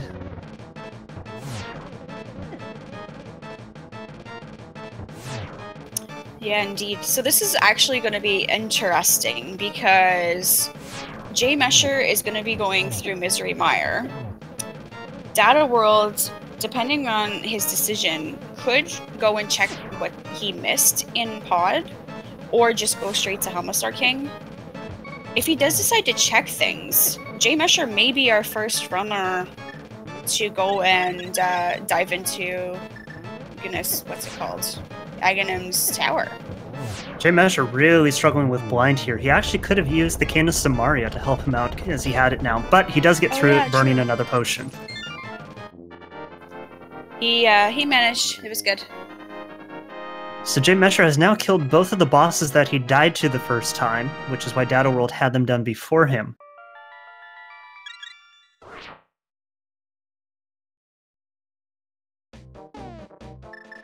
And I'll be curious to see if he elects to go refill before he heads off to finish up Misery Mire.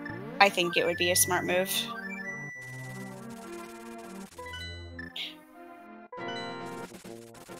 When you have as much money as you do, you gotta use it. Yeah, it's a really quick check, and the amount of time it saves to not dying or being able to do strats a little bit faster because you have a safety is just massive. So, there's a question in chat about who's ahead or behind, and again, it's a little bit hard to tell. They are quite close. I think dataworld's slightly more ahead, and it really depends on the decisions that dataworld makes right now if he goes to the back half of pod, and whether or not the castle tower key is in the Aghanim's tower. Yeah, at this point, both our runners are going to be finishing their bosses pretty close to each other. So it's all going to be about where do they go next and where does that small key for Castle Tower end up being. Yeah.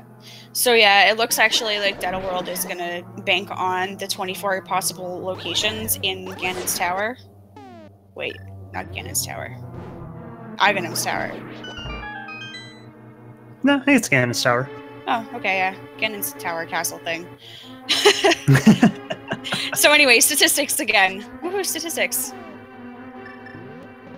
Yeah, the chances are that Castle Tower probably... Sorry, the Castle Tower key is likely in Ganon's tower. Yep, but it doesn't have to be. And if it's not, we're gonna have one heck of a scavenger hunt. Oh man, that would be awful. That would bring the time for this game to almost close to 3 hours, probably. Yeah, it could really depend, because, I mean, on top of all of this, we still have to do Gauntlet and Ganon. Yeah, and that can take, like, Ganon's tower itself is a good 20 minutes. So we're looking at this point, being finished somewhere in the 2.5 hour mark. If all goes well, of course. We have 2:30 certainly seems safe. Yeah, I think so too. So, question from chat, because we have all dungeons that need to be completed. All dungeons need to be completed, including Castle Tower and Aghanim's Castle. So they're defeating all pendant dungeons and crystal dungeons as well.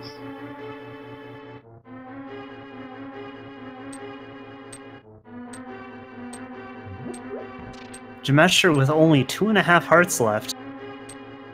He's going to want to be careful getting through these last couple rooms here. Indeed, he does have a ton of potions, but of course, if you can afford to not spend them here, that's just really nice to have them for later.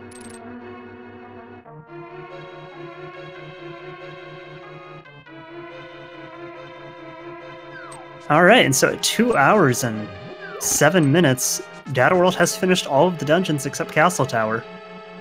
So will he head up into Ganon's tower? That's the real question here.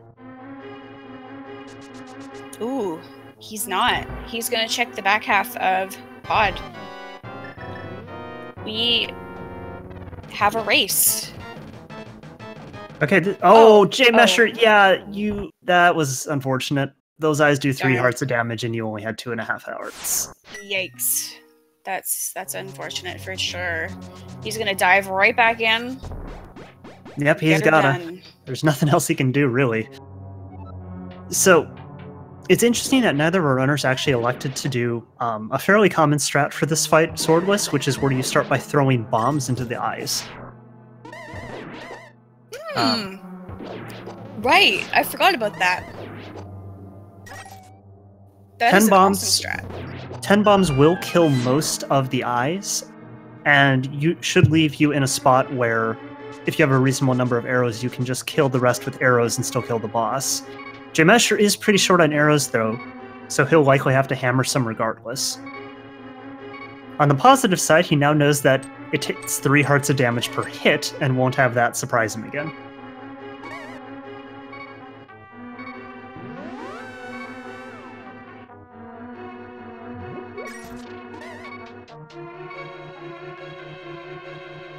And Data World is going to be heading up to Ganon's Tower. So now we basically get to play the Castle Tower guessing game. Where is it going to be? So we can guess between numbers 1 to 24. Or it's 0. More than that. Here. Oh, it's more than that. I mean, there's 24 in Ganon's Tower, but he doesn't have to be in Ganon's Tower. Oh yeah, that's what I mean. Like 1 to 24 in the tower itself, but 0 if it's somewhere else in the world. Oh, I see. Okay, gotcha. Yeah. Are there 27 chests? 27 chests. Well, we're forgetting that there's a couple of chests upstairs Oh, as well. sure. Right. Yeah, you don't normally have to think about those. I'm gonna go with 27. See, chat, this is what you're here for. Keeping us commentators honest, right? Yes.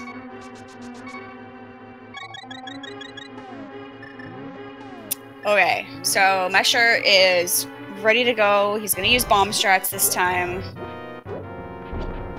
May the bomb gods be ever in your favor. Yeah.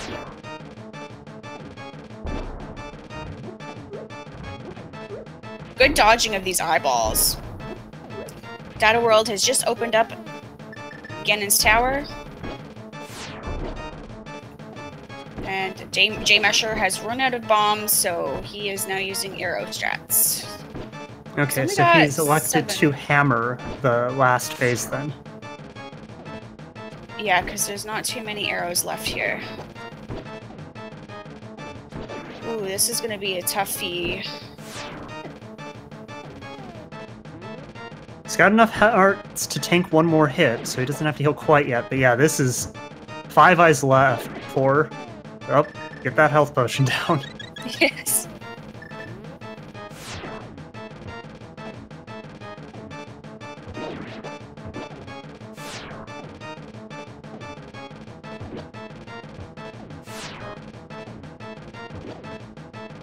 This fight is just so awful. You don't want to have to do up hammers. They're the worst. Oh my gosh. jmeasher's within 1 hit territory again. Oh my gosh. Come on, jmeasher. We believe in you.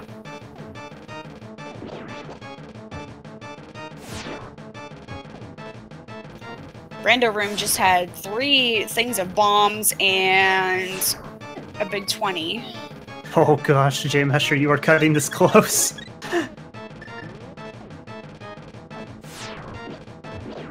Okay, only 1 little eyeball left.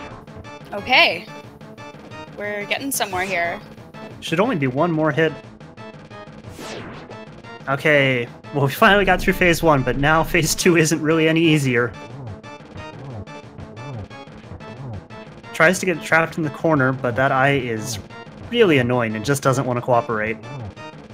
He's doing really, really well, actually. This is amazing. Okay.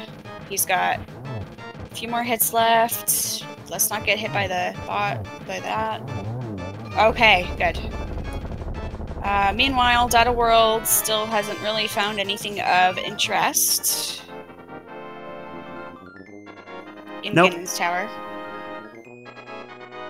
Yeah, jmeasher round 2 with a lot of stress does get it down, but he can now also head up to Ganon's Tower.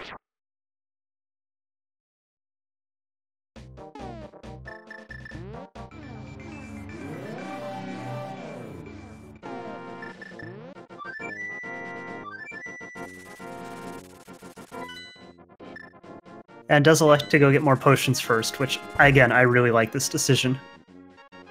Yep. Slow and steady wins this race. Yeah, he only has 8 hearts right now. Data World is slightly ahead with 10, but that's still just not very many hearts to be doing this with.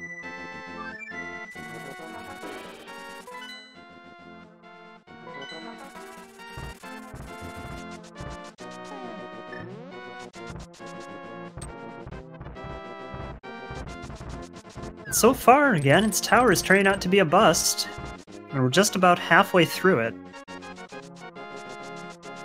Yeah, it's mostly been bombs, arrows. Oh, look, a can of Burna. That does a whole lot. Heart containers. couple of extra keys, but not the keys that we're looking for.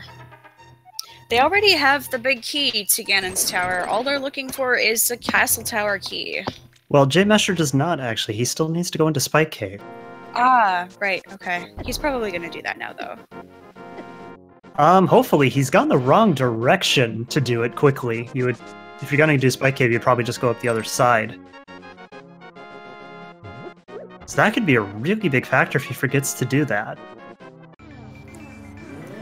Yeah, that would be unfortunate. Because whether or not dataworld actually finds Castle Tower Key in here, at the very least he will be able to head all the way up and kill Aga 2. And just get that out of the way.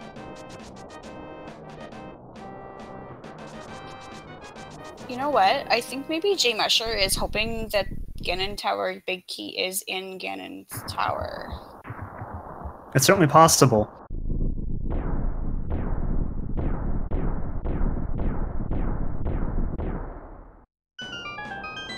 Oh my gosh. So that was actually kind of ironic because the big key to Ganon's tower is normally in that chest that the small castle tower key that we were missing was. What are you doing to us, game? Yeah, that is crazy, but it does mean that at 2 hours and 15 minutes, dataworld is in go mode. He has everything he needs to be able to beat the game.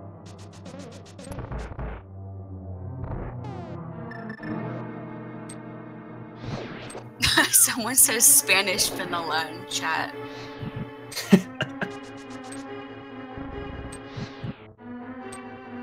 So this is really, really bad for jmeasher. While he will eventually find the small key in here, the problem is he's going to also have to immediately leave once he doesn't find the big key. So he'll have to trek up here again. Whereas Data is going to have a much more efficient routing of doing Aga 1 and then immediately heading back into the pyramid and finding Ganon. The one thing that we can hope for, though, for jmeasher is that possibly he'll leave when he gets this castle tower key that he's missing, realize that he hasn't done Spike Cave, and go do that real quick before going down to check other things that he's missed. If he does that, it won't be too bad. Yeah.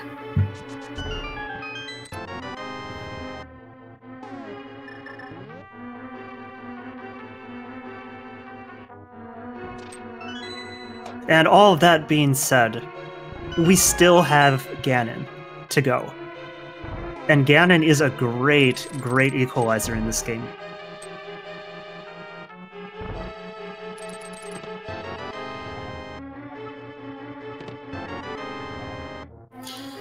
Yeah, given that Ganon's...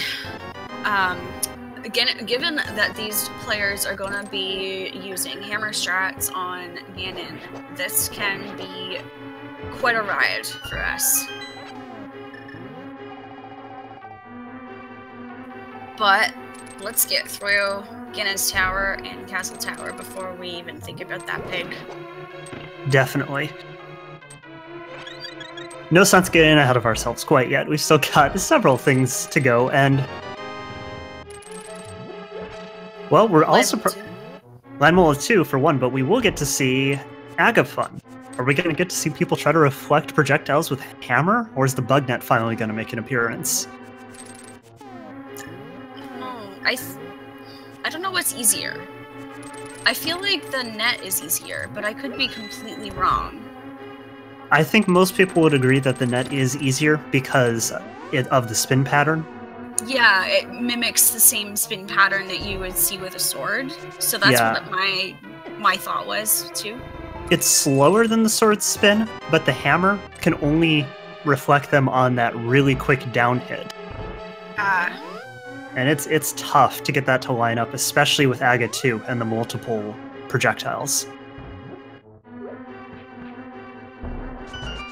Oh yes, and there's also someone in chat pointing out that the net allows for multiple hits to happen as well.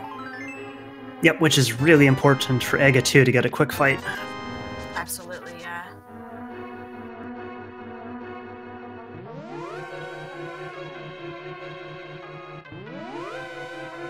Dataworld's making short work of this gauntlet so far. The fact he doesn't have a sword hasn't really bothered him at all. Except for the part where he almost ran out of magic. Oh, yeah. He's alright. He managed. Yep, demonstrating that you can actually light that last torch with your lamp if you're standing in the exact right spot.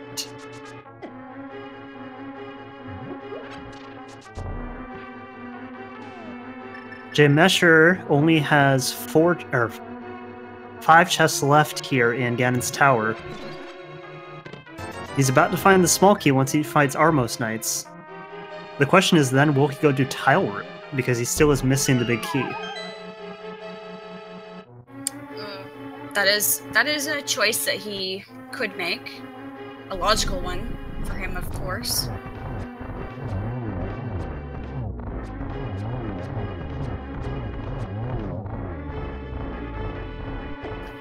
Alright, Dataworld just finished up Wildorm 2. I don't know what he's still looking for. I feel like he might be looking for heart pieces. Okay, never mind. He didn't open that chest. I know that he did go into the center chest there, so I was wondering if maybe he was just trying to fill up his heart containers. That could be. I mean, you're certainly not going to turn away another heart at this point. No, definitely not. Not in hard mode. Okay, so yeah, you're right. jmeasher is gonna go down and do Tile Room. And Dataworld's gonna use this bug net.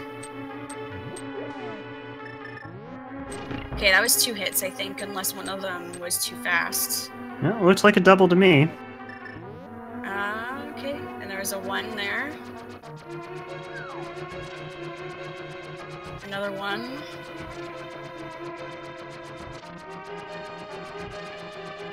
Alright, slow and steady. Slow and steady. Yep, as long as you get it down, and he's still got plenty of hearts for this. Yeah. And there it goes. Yeah, and, yeah. So now, normally, we would see Dataworld head off and fight Ganon, but first we have to go fight Aga 1.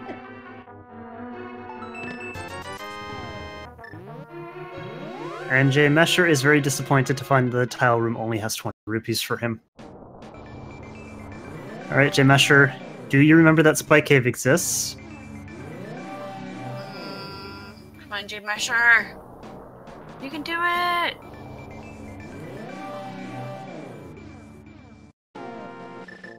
Well, that's not a good sign.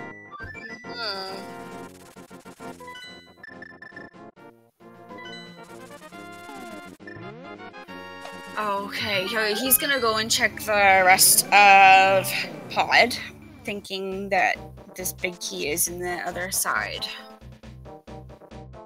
Yep, and that is going to give Dataworld a commanding lead here, as all of the rest of the chests that Dataworld can check are going to be super out of the way.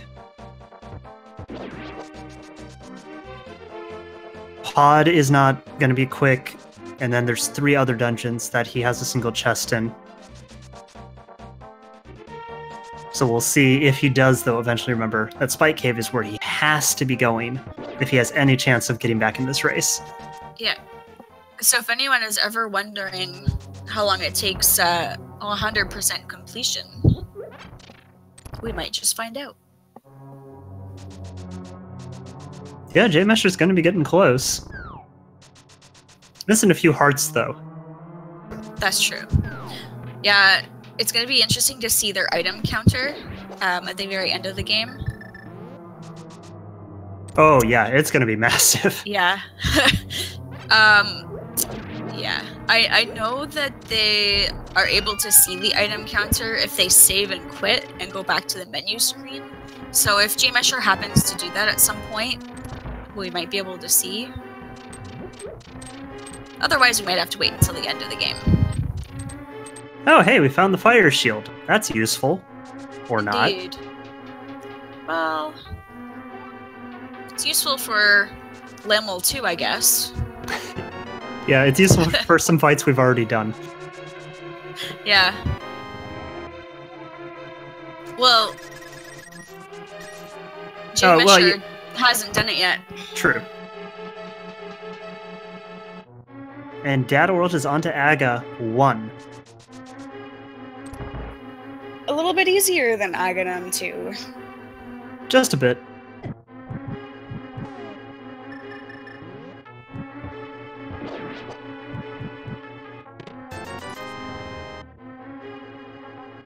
Alright, so 6 reflections here, and he will have finished Aga 1 and be on to Ganon. And misses the guaranteed projectile.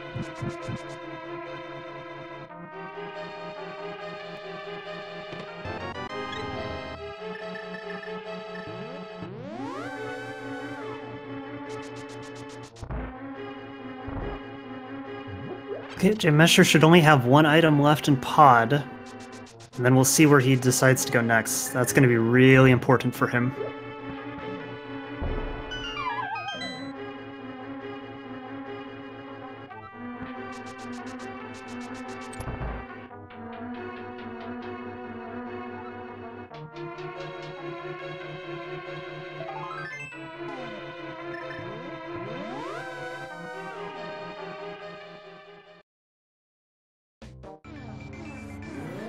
Dataworld is starting to get a little low on health here. Hammering those blue balls is not very useful.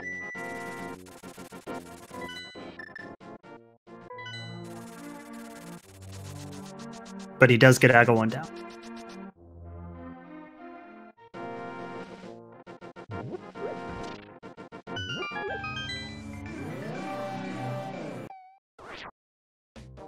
Alright, here we go, Dataworld. This is the challenge. How practiced are you at doing Hammer Ganon strats? So far, so good. That was very smooth.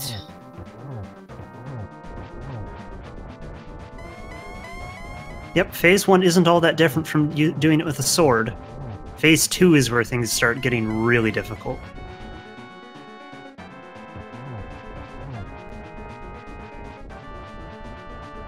Yeah, that was unfortunately not a good place for Ganon to wind up there. It's always nice for him to go into the top right corner so that you can sort of avoid all these energy balls.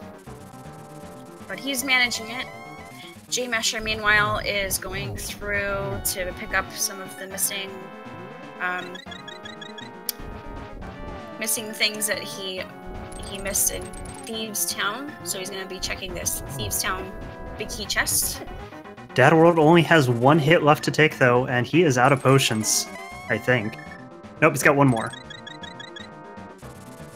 Okay, so that means he's going to have to be careful with his magic. But once if he gets Torch Glitz, he should have enough, but he still has to get through Phase 2, and he can only take a couple more hits.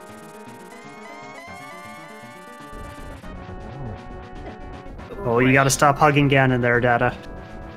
Yeah, and he's gonna have to be careful too, because if he goes back to buy more potions, that'll be it. He won't have any money left. Oh, okay, he's in Phase 3. That's good.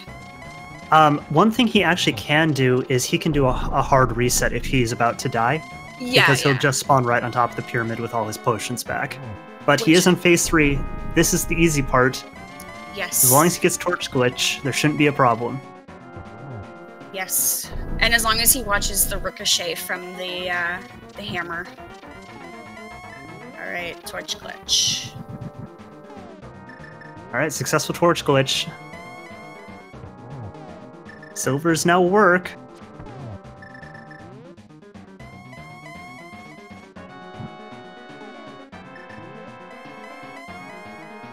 So I think I predicted a little while ago that we were gonna be probably hitting around the 230 mark, and I'm gonna say I'm not that far off from that. No, you're gonna be just about dead on. Yeah, he's got 2 more hits for these silver arrows. Nice time to hit the torch, puts Ganon in a great position, and he gets it down! Awesome. Data clears Ganon on Swordless on his first try. Excellently done on his part.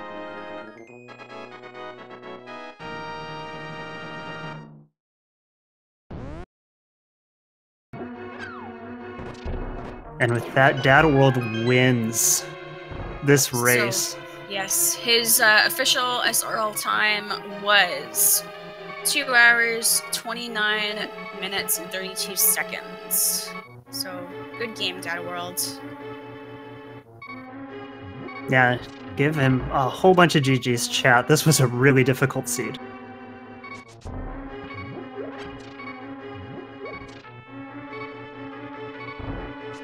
So jmeasher, though, is continuing to clean up all of the random chests he's missed. And we'll try to get Data World in here in just a second for an interview.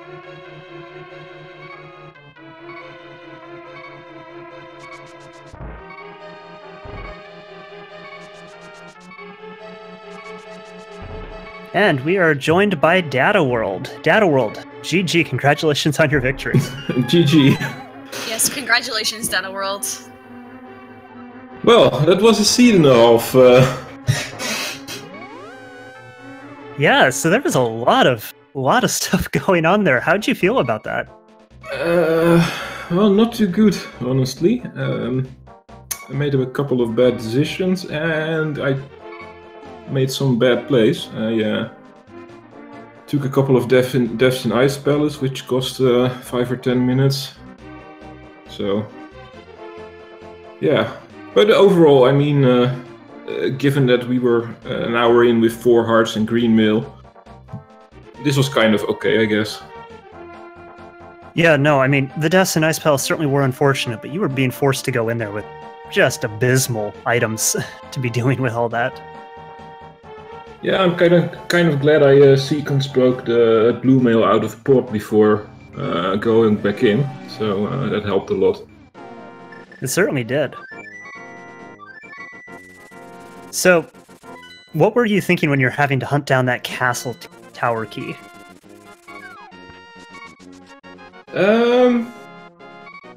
Well, not much, honestly. There wasn't really anything I had skipped up till that point. All the big keys to Thieves Town, to Ice, and the last key for Turtle Rock were all in.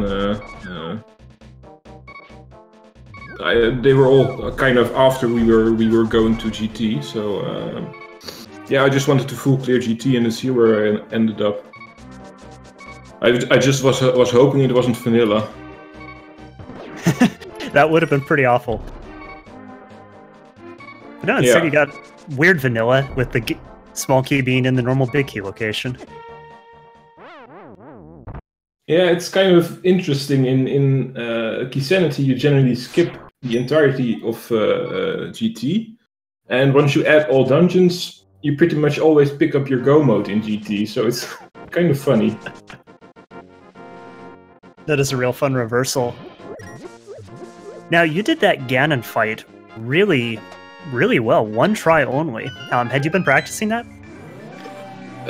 Yeah, but not as much as I should have. It still took me a blue and a red potion to get through it. Then again, if he goes to the left side or to the bottom right, it's hard to get in more than two hits or something. So, yeah. Yeah, there's definitely several positions there that are really challenging to get hits in with the hammer without getting smacked by those fireballs. Yeah, I'm just glad I picked up 3 potions before heading to GT. Yes, that was a very good decision on your part. Yeah. So, with this being the first of a 3-game match, what are you thinking? What are your thoughts going into the next round? Well, I've got a match scheduled tomorrow with Mechanics, and that one's going to be just all dungeons hard, standard. No Sorted, no Key Sanity, and I'm kind of glad because I can't take much more of these seeds. I don't blame you one bit. These are... It is one of the really fun parts about this tournament for us, is to get to see all of these crazy seeds and options, but it certainly doesn't make it easy on you, the runners. No, I checked some of jmeasher's races on SRL before this, and I saw he hadn't done any Sortless or Hard or Key Sanity yet. So I kind of wanted to make him work for it. And, well, you certainly did that. Yeah, but I ended up working on it myself too. So Anyway. if you haven't seen too much of the race, there were basically two big diversion points that helped you get this. The first was jmeasher's deaths to Thieves Town and Skull Woods, which you were able to clear your first time, or first-ish time. And then the other one is he didn't check Spike Cave to get the Ganon Tower Big Key. Ah. So you ended up doing Spike Cave kind of early. As soon as you got Caper, was that just immediately in your mind as something you wanted to check? No, I kind of I took 2 deaths in Ice Palace, and I was getting tilted, and I wanted to just clear my head. So I went up to DM, I cleared that, and I did Thieves Town, just to get a bit of rest, and then I went back in. So it was more of a something to do in between. Gotcha. Well, it worked out great for you. Do you have any other final thoughts on this seed? Well, even though it was really hard, I think it was kind of fun. Key Sanity allows for a lot of tricks and small things you don't see in any other categories, like pod routing, having to calculate how many keys you want in to enter TR, and there are a lot of dungeons that are more valuable in Key Sanity, so it's a lot of fun. Mire and Ice end up having a lot more items than in normal modes. All right, well, GG to you again. It looks like we have jmeasher here, so let's see if we can get him for an interview.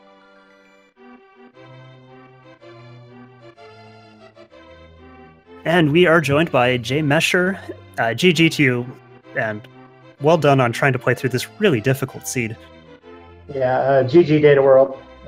Yeah, that was pretty rough. So obviously, these settings made for an incredibly difficult seed. How are you feeling when almost an hour in you only had 4 or 5 hearts? I mean, I kind of knew going in that was going to be a possibility, so that didn't really bother me too much. But you know, as right around, and I felt pretty good right up until the twofer of dying to Blind and Mothula.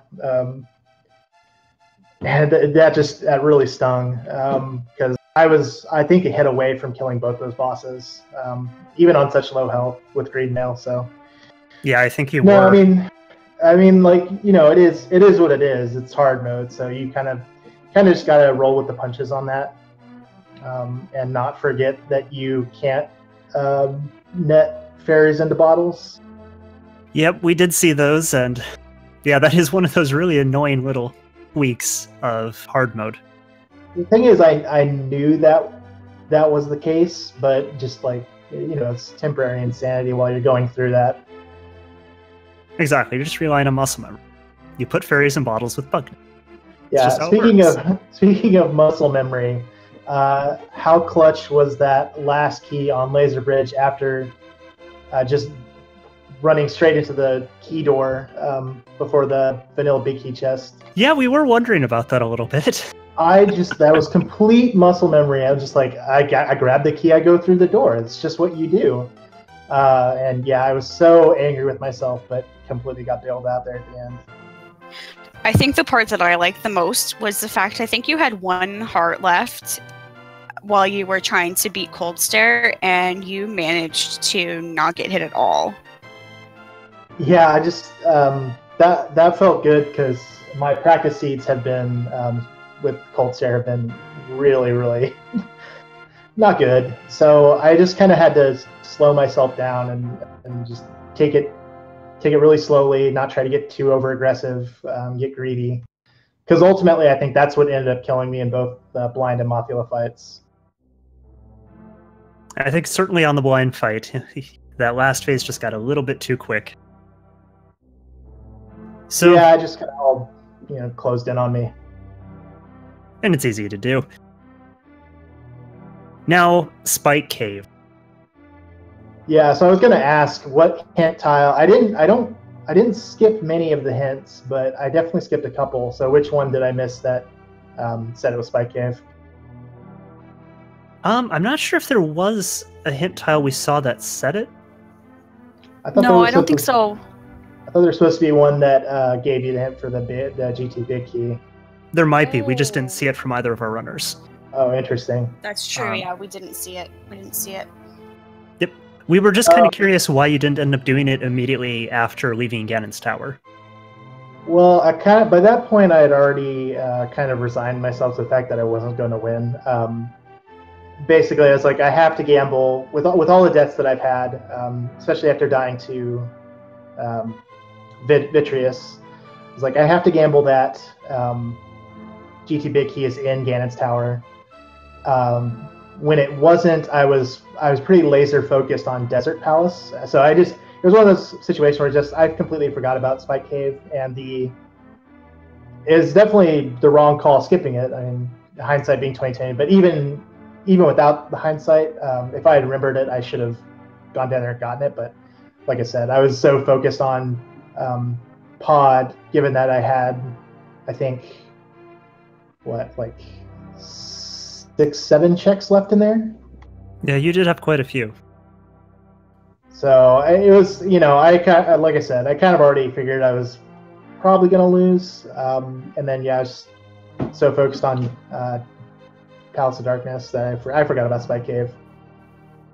You did get pretty close, actually, at one point, because when you did skip Pod, dataworld ended up going back to Pod to see if maybe that Castle Tower key was back there.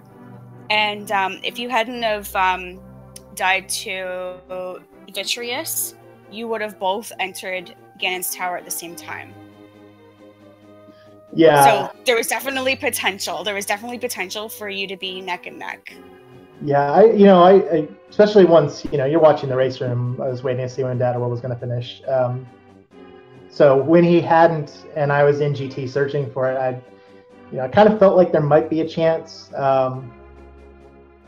But yeah, and it actually did feel pretty good about finding that Castle Tower key and behind Ice Armos, because I figured that would be something if he had gotten the GT Big Key early, that would be something he might end up skipping out on. But yeah, it's just too many deaths, too many silly mistakes, and then forgetting to check Spike Cave just kind of all doomed me. So what's your plan going forward now? Are you going to do some practice with bosses? I actually don't feel too bad about the bosses. There's some tightening up work that needs to be done. I have not, maybe I shouldn't say this, but I have not done a ton of swordless practice. Once I knew what we were going to be playing, I definitely grinded a bunch of swordless hard mode seeds, with the game that we were playing. So I'm definitely going to keep practicing that stuff. But I can tell you what I won't be choosing when I have the choice next. You certainly can't blame you for that. Swordless? No, I know I can do it, and I think this seed showed that I'm pretty close to being able to do it at a fairly decent level, but it's way too stressful. So. Well, GG again to both of our runners. You guys did an excellent job, and it was a very entertaining race for us. Thank you so much for running. Thank you guys for commentating, and thank you to the trackers and everybody at Speed Gaming. Yeah, thank you so much, jmeasher, and both dataworld and jmeasher. Again, we'll ask you to give them a follow if you liked what you saw. Thank you to our tracker today. Our tracker today was LinkForce 0. And thank you so much for spending time on the microphone with me, Emlyn. Oh, of course, it's been a ton of fun. And if you have not yet had enough Randomizer, there's still quite a few races going on today. Currently, on Speed Gaming 5 and ALTTPR Randomizer 2, there are matches in progress, and later this afternoon at 3:30, there will be a match going on Speed Gaming and Speed Gaming 4, plus a few more coming up later in the evening. So go ahead, check the Speed Gaming schedule out to find out where all those races are. There is so much action going on every day of the week. You don't want to miss any. Just check the schedule and you'll see so many options to watch it today, tomorrow, all the way through to December. It's going to be fun. It certainly will be. And with that, it's time for us to wrap it up. I've been Emlyn. And I've been B-Links. And thank you all so much for watching.